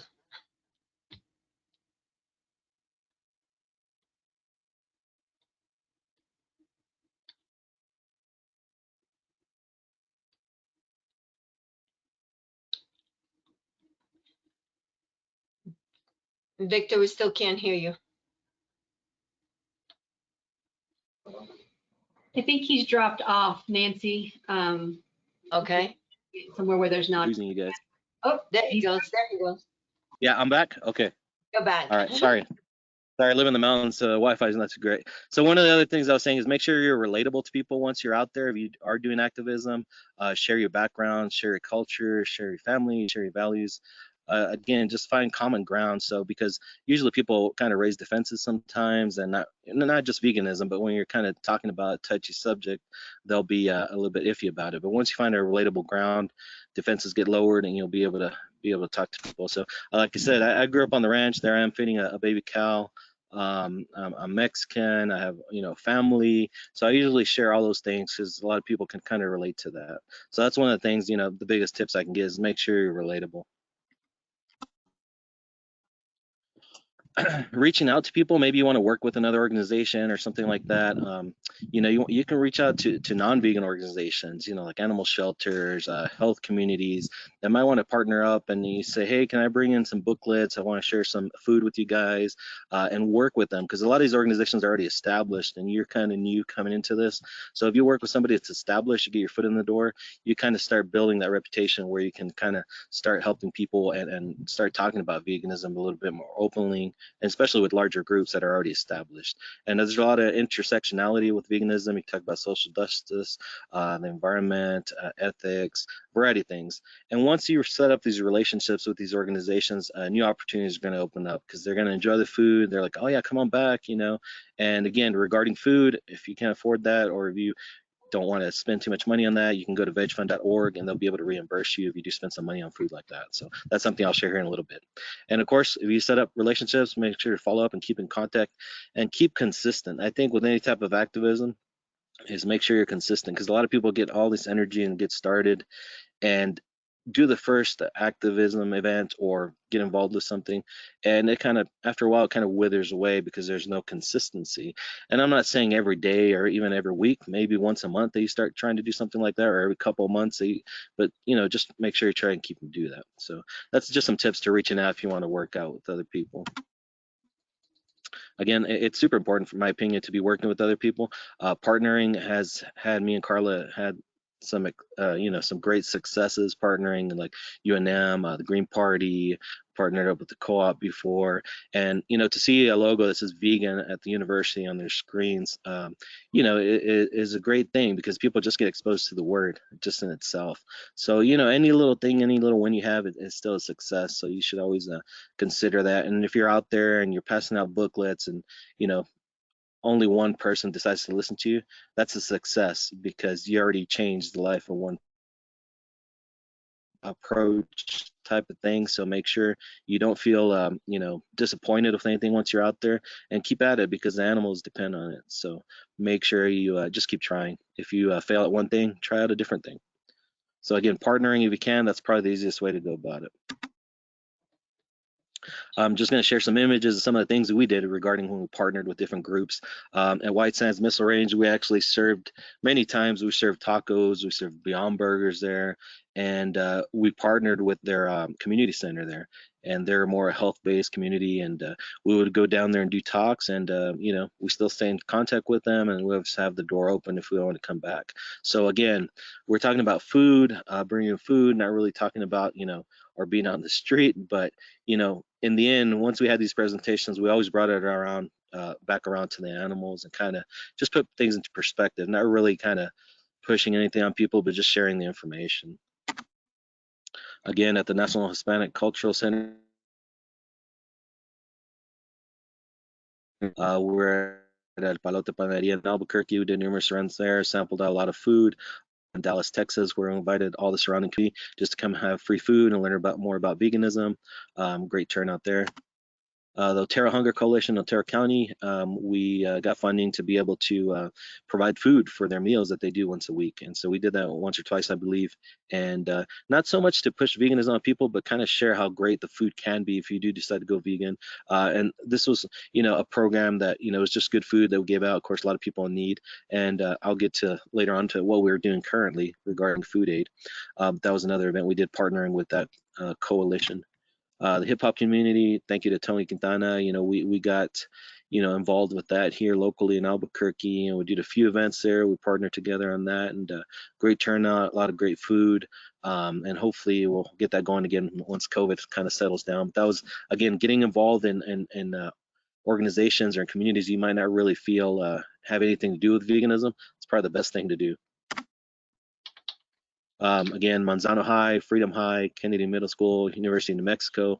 We took food all the time, put out literature all the time, make sure, because the food was kind of the people that, the thing that drew in the people, but the literature is what they took home with them after they ate. And they remembered how good that burger was or that pizza was, and started looking more into why they should consider it. Again, I mentioned animal rescue and welfare organizations. We worked with a variety of them, animal shelters. In Alamogordo, we worked with a rescue there. Here in Albuquerque, we worked with a different couple of groups also, trying to have them kind of acknowledge that, if you're trying to save animals, it doesn't make sense to have your fundraisers serving dead animals. So a few of them are reconsidering that. Some have changed. Definitely the one Alamogordo changed. So, that's something that kind of, even if you just want to go help with the animals and kind of start creeping that veganism in there to the organization little by little, it's something I definitely encourage. Again, with Vegan Outreach, me and Carla traveled a lot, and we were around different parts of the nation, actually. And the Navajo Nation was one that we were kind of visiting even before this pandemic hit. And they're able to kind of, acknowledge some of the foods that kind of intersect and that we're already vegan, that they're already eating. So it's something, if you're Navajo or if you're Native, definitely start looking into something that's more plant-based and kind of share with your people. And it doesn't matter what race or culture you're from. I think, again, just being relatable is something that's super powerful. And we did have Paul Roybal won the taco takeover, and he won second place in the Santa Fe barbecue battle that we organized here in New Mexico. And Tony Quintana's sister actually won the Macdown Santa Fe mac and cheese event, I believe. And so again, these are just other events. If you're into event and party planning, things like that, this might be something that you might look into later on once COVID settles down. Street activism. Street activism is, I think, the typical activism that people think when they hear the word activism, and it is very powerful. There's some people might say, well, we don't want vegans to think we're crazy, or we don't want people to think vegans are crazy because they're out there protesting or they're out there holding a sign or this and that. But shocker, I think people already think you're crazy because you're vegan. So it doesn't matter if there's activists out there fighting for the animals or speaking up for them. But if this is something that you get comfortable with, or if you want to participate, maybe not organize, kind of go out there and just check it out. Maybe even the first time, just go check out an event and see how it is. Again, with COVID, I understand this is probably not possible just yet. But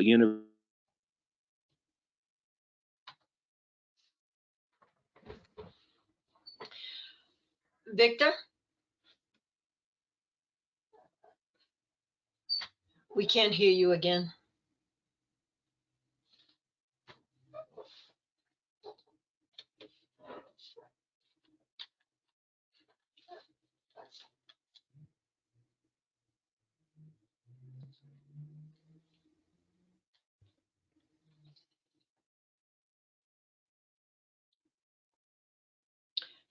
It looks like you're frozen, Victor. I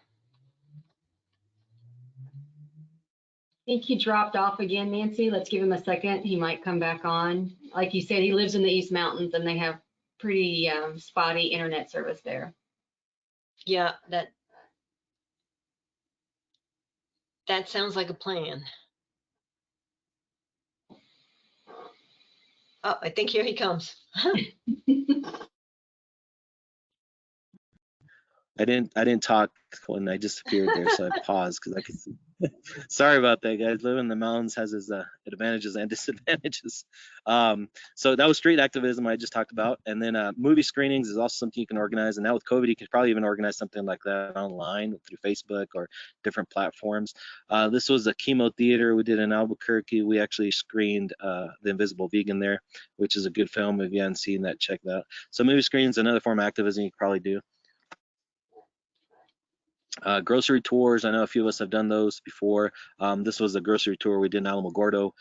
We actually set up the vegan outreach table right at the entrance, even though they had to set up at a different spot, but we thought that was the best. We went through every aisle, even not just the food, we went through the cruelty-free products of hygiene and all that stuff. So it was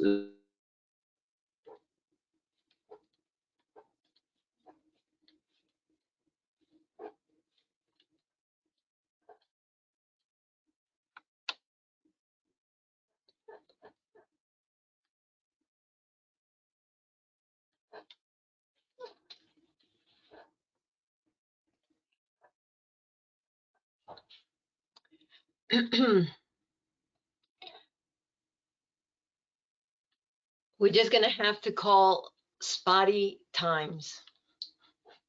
Yep, he's dropped off again. Yeah.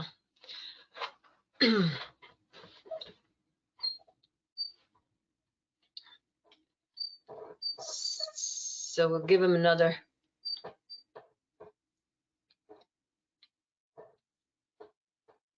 While we wait for Victor to get back on, let me just say that this is really an important one, the grocery tours. I do this with friends that are trying to, try out veganism. And it's shocking to me how helpful it is to walk somebody through a grocery store and show them things. Oh, looks like Victor is coming back. There's a variety of different. Dead. Am I back? Okay. You're back. Right. Sorry. Okay, I keep disappearing. So again, I don't know how much you guys caught of that, but 10 weeks to vegan program, definitely free. Share with friends and family. That's a form of activism. Definitely go check that out. Let's say you don't want to push anything on anybody, or you're still learning, or you actually do want to show people how to do something regarding veganism. We have a mentorship program, which means you can become a mentee, or you want to learn more, they'll pair you up with somebody locally or at least close by in the area. Or if you want to be a mentor and people are looking for help on how to be vegan, and they'll pair you up questions you can kind of answer your family, or if you're single, or if you're a student, they'll kind of pair you up with somebody similar so you guys can work on that and get assistance. Again, share this program if you like, or be involved in the program. Again, that's a form of activism, and it's totally free. Don't even have to leave your home. That is awesome, Victor. That is very awesome. All the work you and Carla and your family do here in Albuquerque, well, in New Mexico and Texas and surrounding areas. You are truly a gift to the community and your outreach. So we appreciate you very much. Tammy, do you want to take a poll before we go on to the next speaker? Yes, let me grab one for us. Thank you.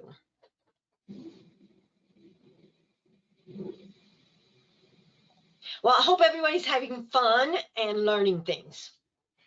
There's the poll. If you guys can submit your answers, and you can choose all the apply, and then we'll see what the results are here in a minute. Oh, there we go. Folks are voting. Get those answers in. Got a lot of folks that didn't vote yet, so just go and click on the answer that you want to put in. Ah, good, good, good. Give a few more seconds here. I like to disappear on everyone.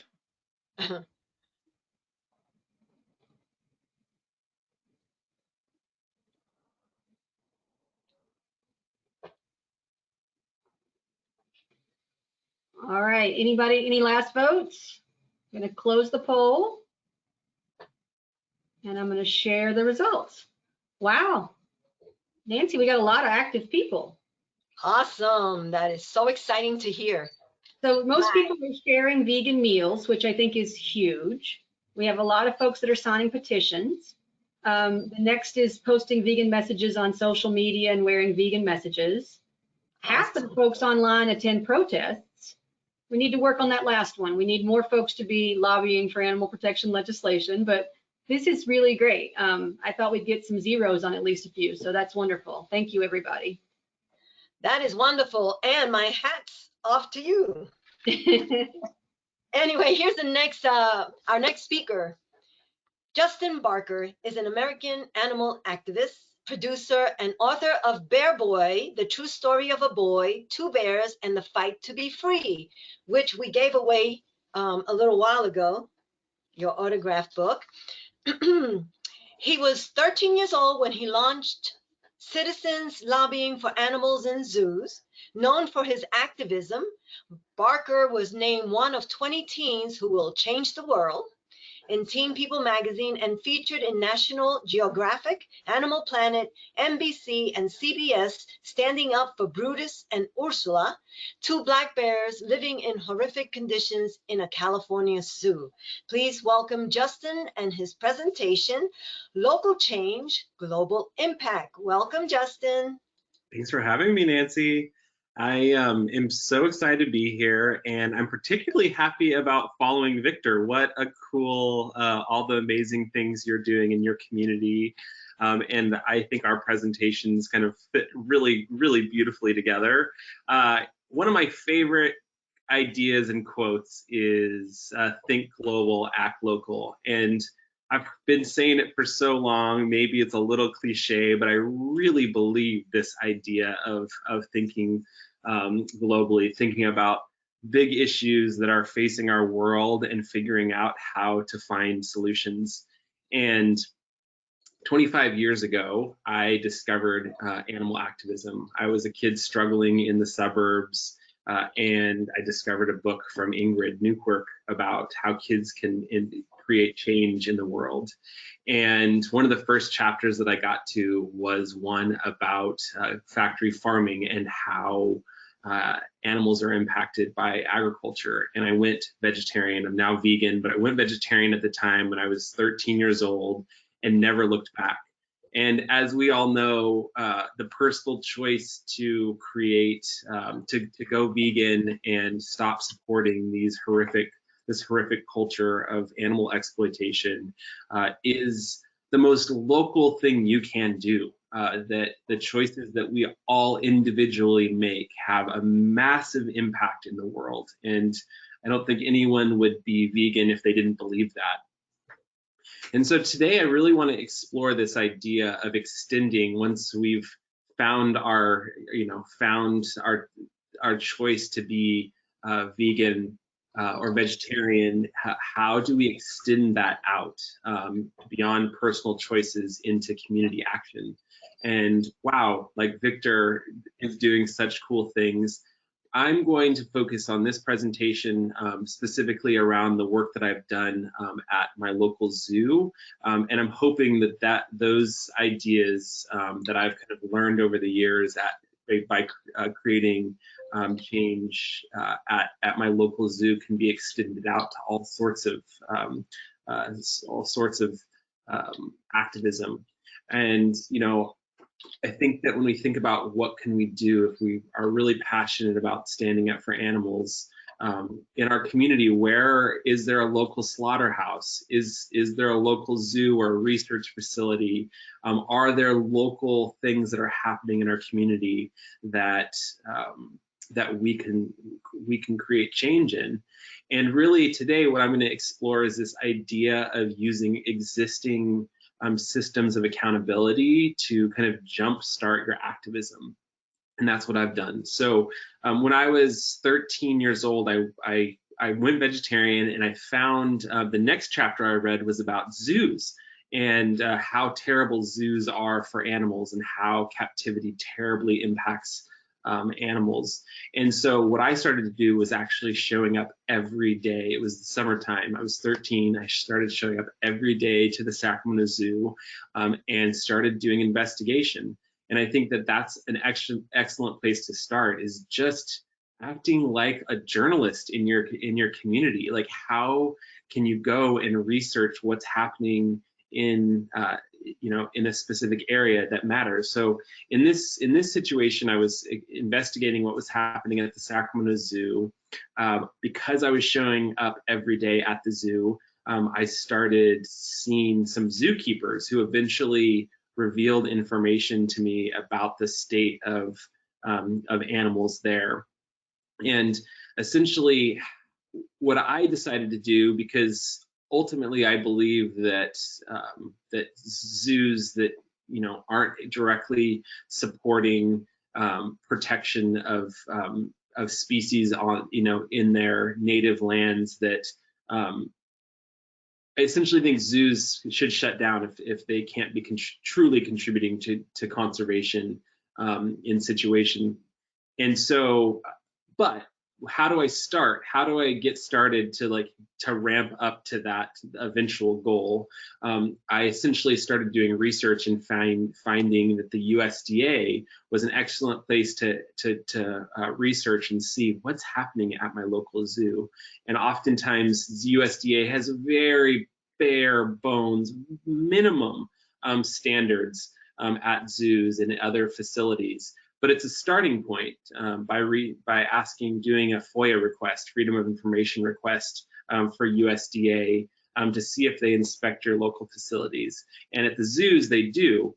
And so I was able to get a sense through those USDA inspections that something was going on at the zoo. And eventually ended up working with these keepers to create change, because the keepers revealed information to me. I took that information and ended up taking it to the American Zoo Association, which also has very bare minimum standards.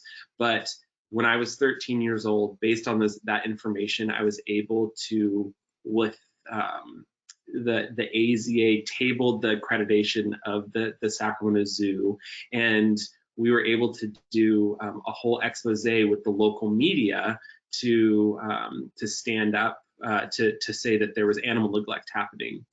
So while I wasn't shutting down the zoo, and I wasn't actually attempting to get what I really wanted in the world, was to rethink captivity, we were able to use those systems of those existing systems to create change. And that's happened over the years. So there was a point about 3 years ago, I saw online here in San Francisco that there was a gentleman who wanted to do a sloth fest.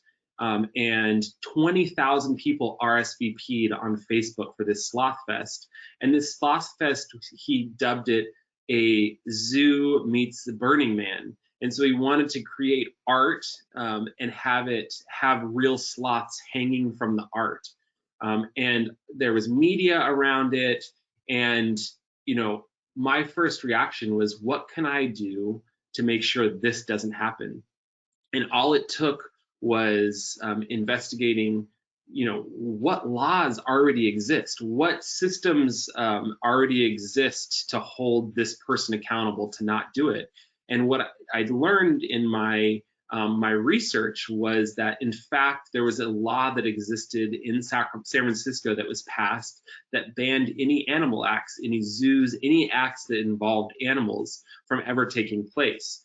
So I was able to work with one of the city supervisors to say, hey, like, yes, a law exists. We got this law passed a few years ago, and there was actual outreach that happened to this organizer, and the Sloth Fest was canceled. And you know, there was a whole online movement too around it. But that was an existing law that I was able to use.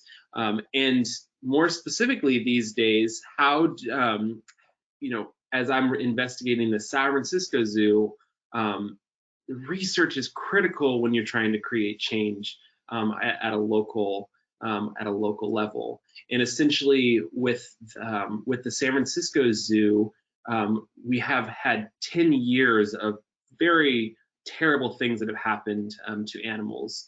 Tigers escaping the cages and killing visitors, endangered baby gorillas getting smashed and killed by fences. There's a long history of abuse that is known at the San Francisco Zoo. And so that was the tip of the iceberg for me. So about 2 years ago, I started to do my research back to the, like, what laws, what existing structures of accountability exist to see what I can do to help the San Francisco Zoo. My long-term goal is to transition the San Francisco Zoo to a rescue facility so that there's no breeding going on. Only animals that are desperate for homes could live the rest of their days in the San Francisco Zoo.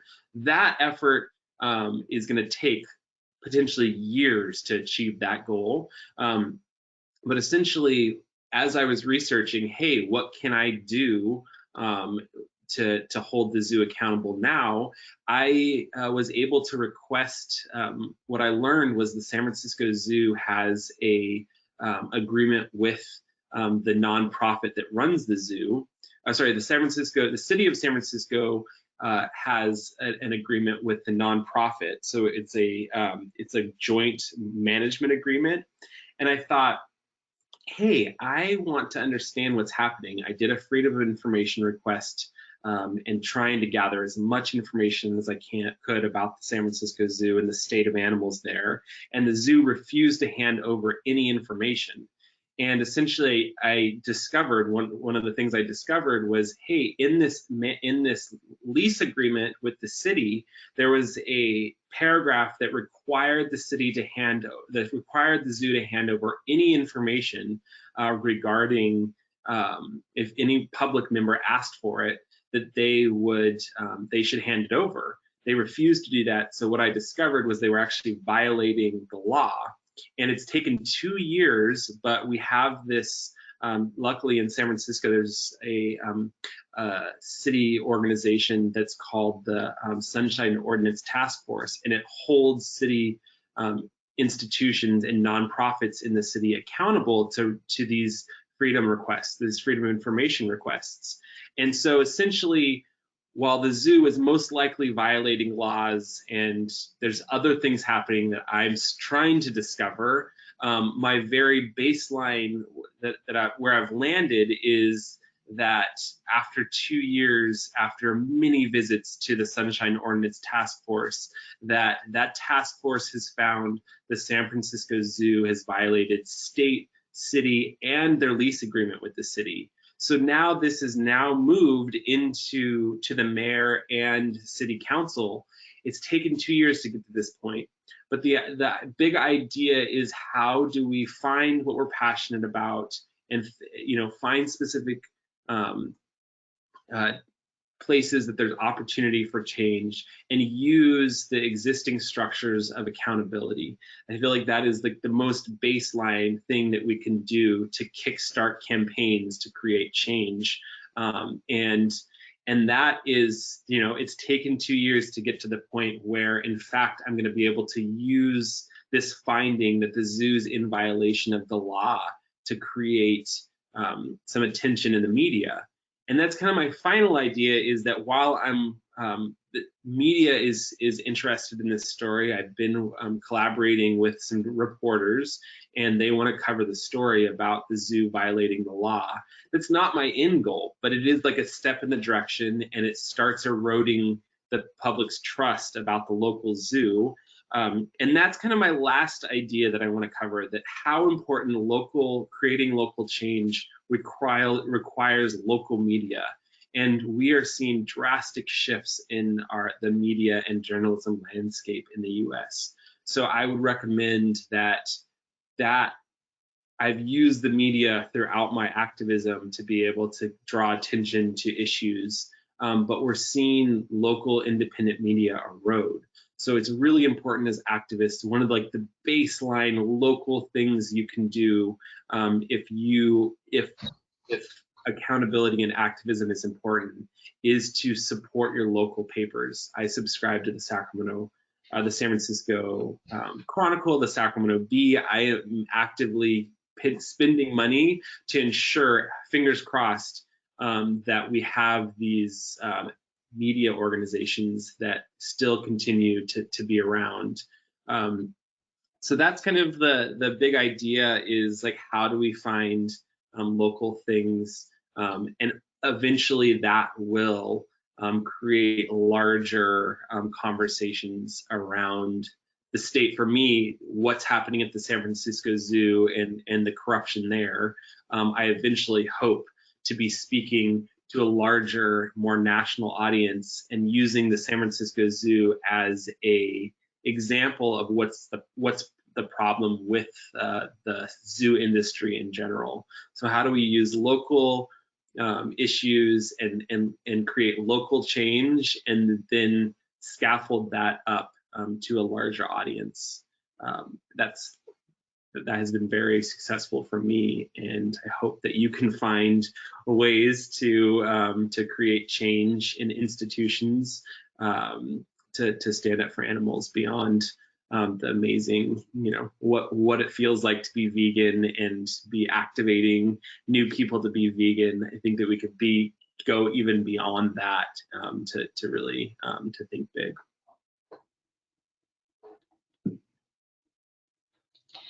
Thank you, Justin. That is, I remember interviewing you for the Vegan Pulse and finding out about your story, about the bear boy story, and how you were just 13 and you were such a young individual, and yet you got these 2 bears relocated, and it cost a lot of money, and you didn't let none of that stop you from doing what you did.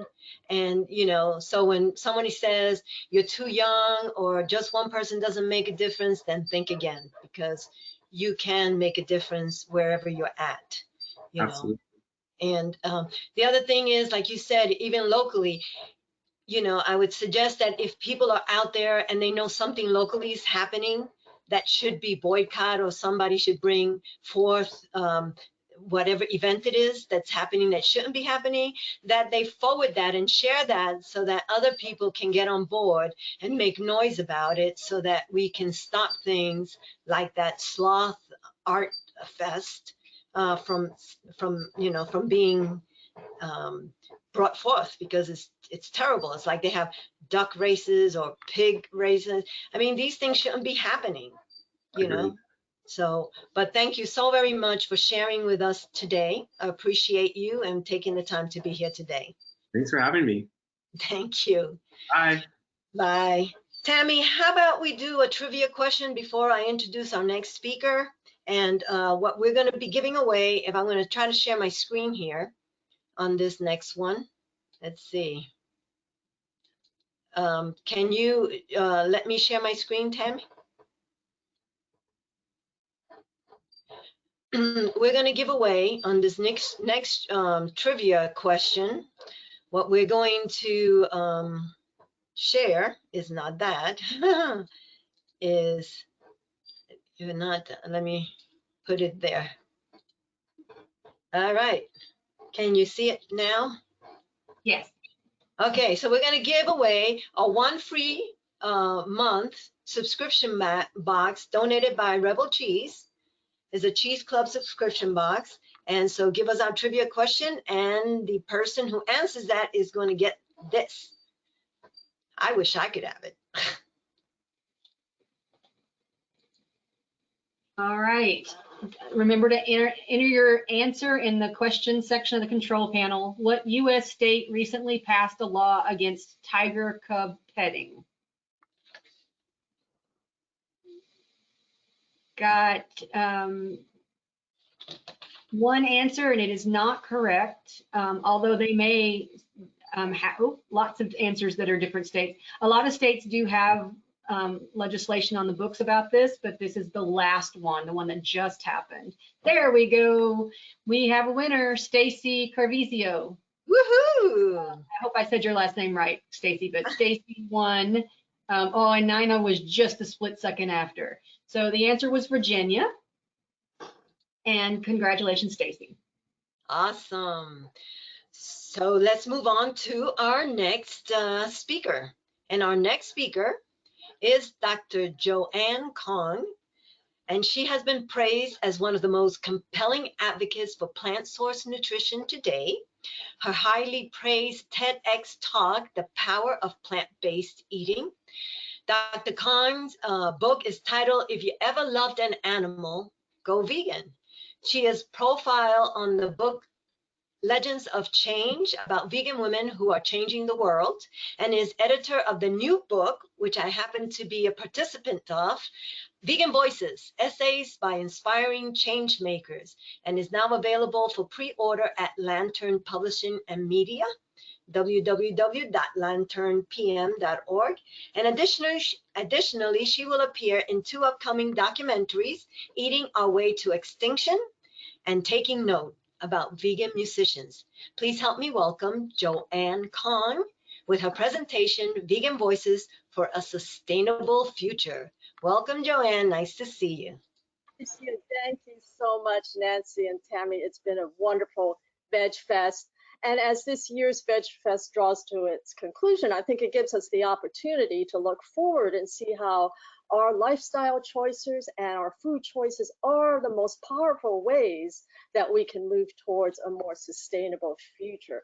Every one of us, all the choices we make, all the causes we advocate for that you just heard about, these are all part of what I call a collective vegan voice that is gaining momentum. So we know that fundamental changes are going to be vital as we move ahead from our present day challenges, the threat of the coronavirus, which is unprecedented. We're seeing damages of climate change, environmental devastation, issues of food justice, world hunger, poverty, disease, and rising social inequities. Now, in the face of all of this, oftentimes we can feel powerless, as if there is little we can do as individuals. But to me, this is really a turning point, an opportunity, a time of tremendous opportunity to create a better future. So sustainability means a lot of things to me. I think this graphic is wonderful. Can you back it up one? There we go. First of all, sustainability is about using our resources wisely, and this is where veganism fits in so beautifully. We need to recognize the great gifts that the planet gives us that allow us to live: the air, clean water, fertile soils, the rainforests and other habitats, the oceans. These are not inexhaustible. Yet we've really reached the point of humans' greatest damage to the earth. And just recently, the United Nations Intergovernmental Panel on Climate Change pointed out that we are headed in the direction of irreversible climate catastrophe. So the bottom line is that we can't address climate change without a major transformation in our food systems. Next slide. So animal agriculture continues to be the elephant in the room, and this is among policy, economic, and even environmental leaders. Exploitation of animals is the leading contributor to climate change, species and habitat loss, and environmental degradation. So we've come to a point where we really must question what our society has come to value: self-interest and limitless material gain, in doing so wreaking destruction on the planet as if its resources were meant solely for our own short-term use. We really need to adopt a mandate that must be nothing less than a broad-scale intervention for the health of the planet. Next slide. So it's time to chart course for a new sustainable future of food.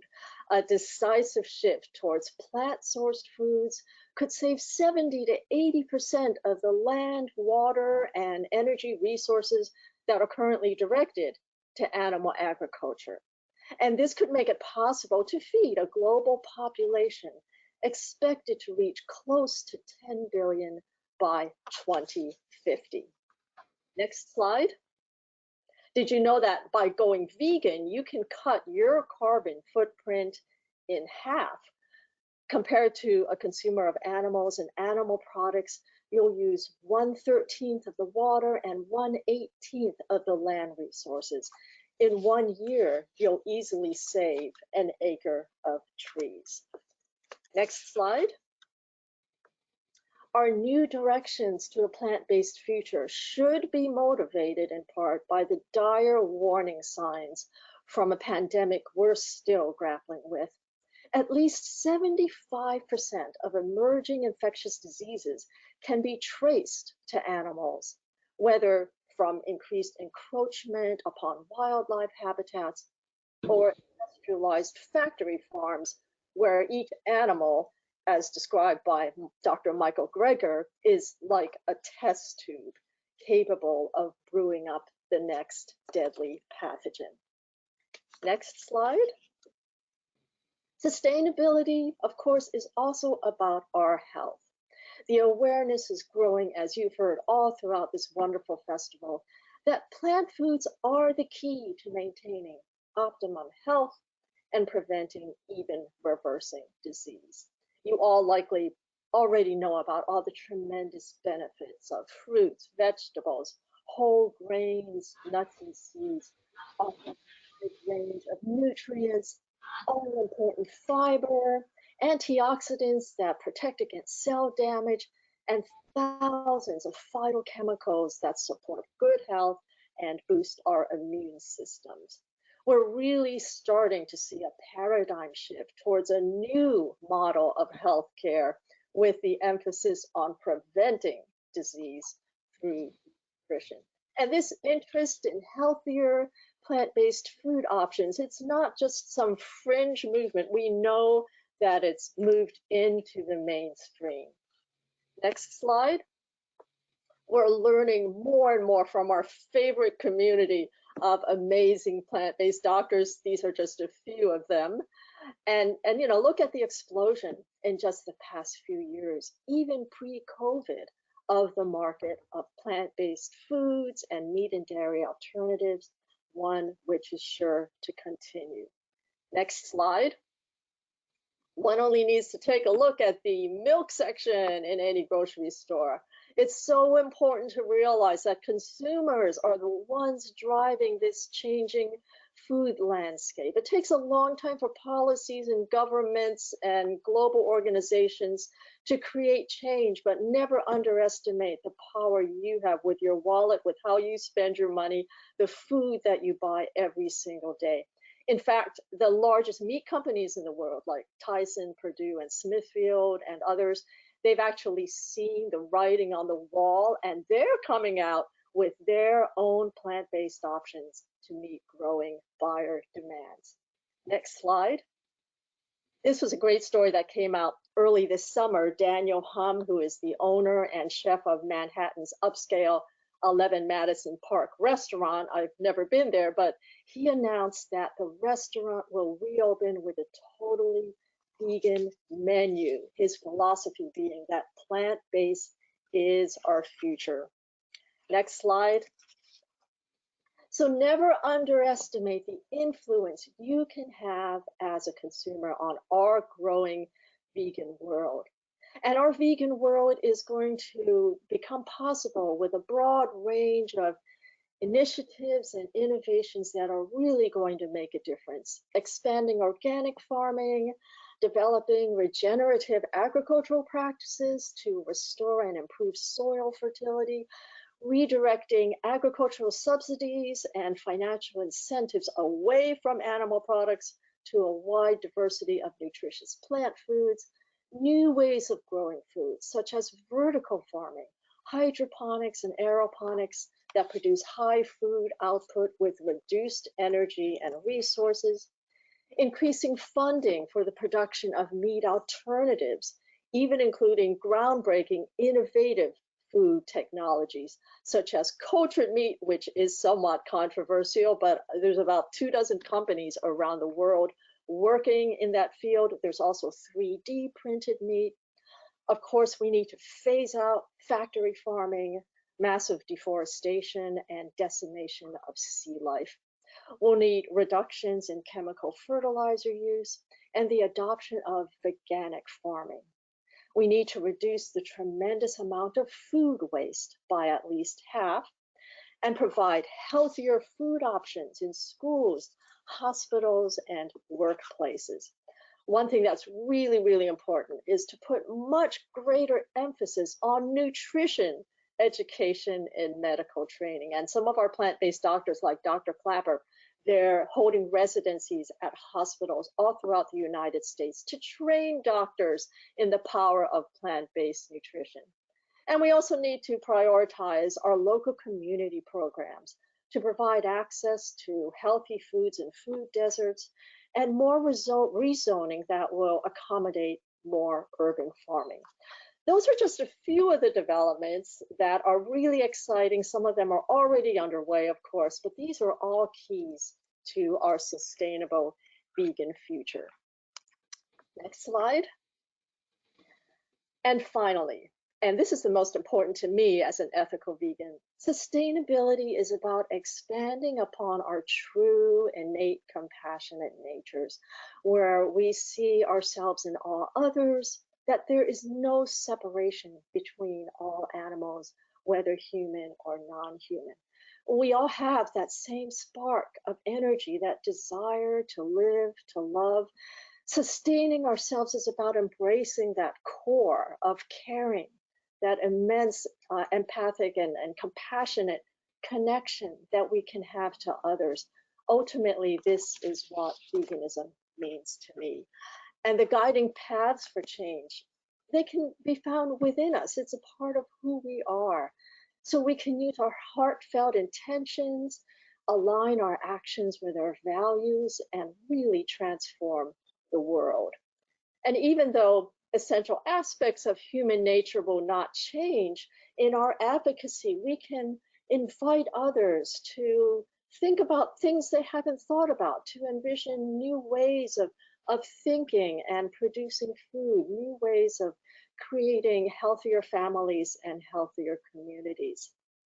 And we can dare to question the underlying beliefs and customs of society that have been accepted as unchangeable realities. We can open our eyes to what we've been conditioned not to see, the horrific cruelties committed against innocent sentient beings. So it's long past the time to question the animal agriculture industry, which has distanced and numbed us from our deep capacities for compassion. And all of us here are making a difference. Next slide. We know that veganism is growing all around the world. We're making efforts to create a kinder and more sustainable world. The idea that we're one global family. And we know that veganism is a way to celebrate everything that connects us. And it is not restricted. This movement is not restricted just to a particular social class, race, gender, or economic status. It's truly rooted in the commonalities that all living beings share. And instead of seeing that we hope for a vegan world, we really should be of the mindset that our vegan world has already arrived. I mean, look at all of the tremendous work that you have seen throughout this festival that people are doing, the explosion of the plant-based food industry, rising activism around the world. We're seeing the increasing presence of the vegan message throughout social media and the internet, and our tremendous sense of innovation, which can really move us forward. So to conclude, I invite each and every one of you to reflect upon what taking the vegan journey can mean for you. We all have our own motivations and wishes in our lives that are unique to every one of us. And I know you've all been inspired from attending this year's Red and Green Veg Fest. Next slide. Speaking of vegan voices, I would also like to take the opportunity to tell you about a unique book. It's called Vegan Voices, Essays by Inspiring Changemakers, that shares the personal stories of 50 vegan advocates from around the world. Next slide. Okay. 4 of the writers in the book were presenters from this weekend's Veg Fest: Rae Sikora, Dr. Will Tuttle, Nancy Arenas, and me. So you can order the book through Lantern Publishing and Media at lanternpm.org. And we're also having an exciting book launch on Sunday, October 10th, and I hope that all of you can attend. And if you have any questions for me, I can be contacted at jkong@richmond.edu. Thank you so much for attending this wonderful Veg Fest. Thanks again to Nancy and Tammy, and I hope this was just a wonderful event for everyone. Thank you, Joan, so very much for all you do and for your presentation. I remember when I invited you to the Red and Green Veg Fest a couple of years ago, that you made an impact on a lot of people, because after your presentation, when you talked about food sustainability, you do it in such a way that it's not offensive, but rather that they have to look and think and go, yeah, what was I thinking? And I love the fact that you said that the vegan world has already arrived. And that kind of was my theme for this year: vegan living, living vegan. We're already doing it. It's not something that's happening in the future. We gotta, say it's here. And just the people who are transitioning in, who are coming in, that need a little gentle push over to this side, but it's already here. Thank you, Nancy, for everything that you do. Thank you. Take care. And next, well, I want to thank everybody for being here, the presenters for sharing their knowledge, and again, giving their time to us here at the Red and Green Veg Fest. We appreciate that. And if I can share my screen, Tammy, I will announce who the winners were of the photo contest. So let's see. Can you see my screen? Yes, Okay. Are you seeing the photo contest winner? yes. Okay, awesome. So let's start with the category of animals. And the winner was Compassion is in the Air. This picture was submitted by Tamara Hubbard. Congratulations. And again, the criteria that Tanya was giving when choosing the photo contest winner was which photo spoke best about the category. So for environment, our winner was Together We Bloom. This photo was submitted by Paul Roybal. And our last category, vegan advocacy, the winner was Meat is Not Green. This photo was submitted by Tammy Fiebelkorn. Congratulations to everybody. That was awesome. Nancy, Yeah, that was okay. really Are you Was it- on with? Awesome. I wanted to I wanted the contest to be judged on those criterias, and I thought it was best if it was someone who was not who could do that objectively. You know, someone who didn't know anyone or anything about who the pictures came from and things like that. So thank you again, Tanya, for being our celebrity judge. And before we kind of come to a conclusion, I have this wonderful book to give away, collection. It's a box collection, and it's Little Animals, Mean World. And this was donated by Kind Raw Publishing. And these are the books that come in the set. Oliver's Milk. These are really awesome. Writing Benjamin. Mackenzie's Test. Victoria's Couture, and Ethan is in Bacon. These all come in a box collection, and if you put up our trivia question, whoever answers that question is going to get this box set. Wow. Okay, everybody get ready. Get your question section of your control panel open because this is a big prize. And here is the question. Oh, sorry. There you go. There's the question. Which Oscar-winning actor referenced cruelty in the dairy industry in their Best Actor Acceptance speech? And boom. Okay. Okay, there were a lot of people that got this one right. Let me scroll up and see who got it right first. It was Casey again. Woohoo! The fastest typer out there. Well, congratulations to all the winners. Tammy, thank you for all your support and help with helping me bring forth this Veg Fest. And I hope that everyone learned something, was inspired by someone, and had fun. Yes, it was a really great Veg Fest, Nancy. I want to just jump in real quickly and say that a shameless plug for Positive Links. Please remember to vote for us in the Best of Albuquerque, the only vegan nonprofit nominated. It would really help get the word out locally about veganism and about nonprofit work in general.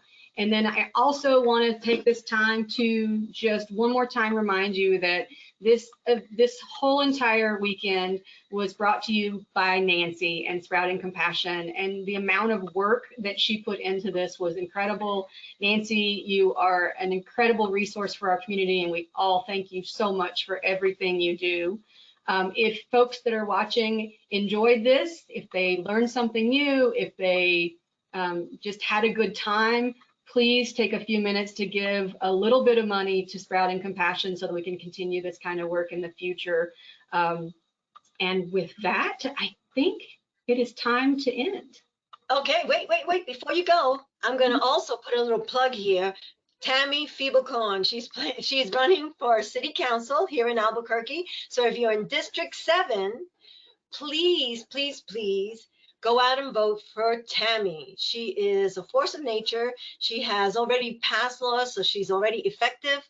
And as Max had mentioned earlier in his speech this morning, how it is so important to get on the boards and on city council, state, local, and nationwide, get people in place that can help us change regulations and put forth what's in our hearts.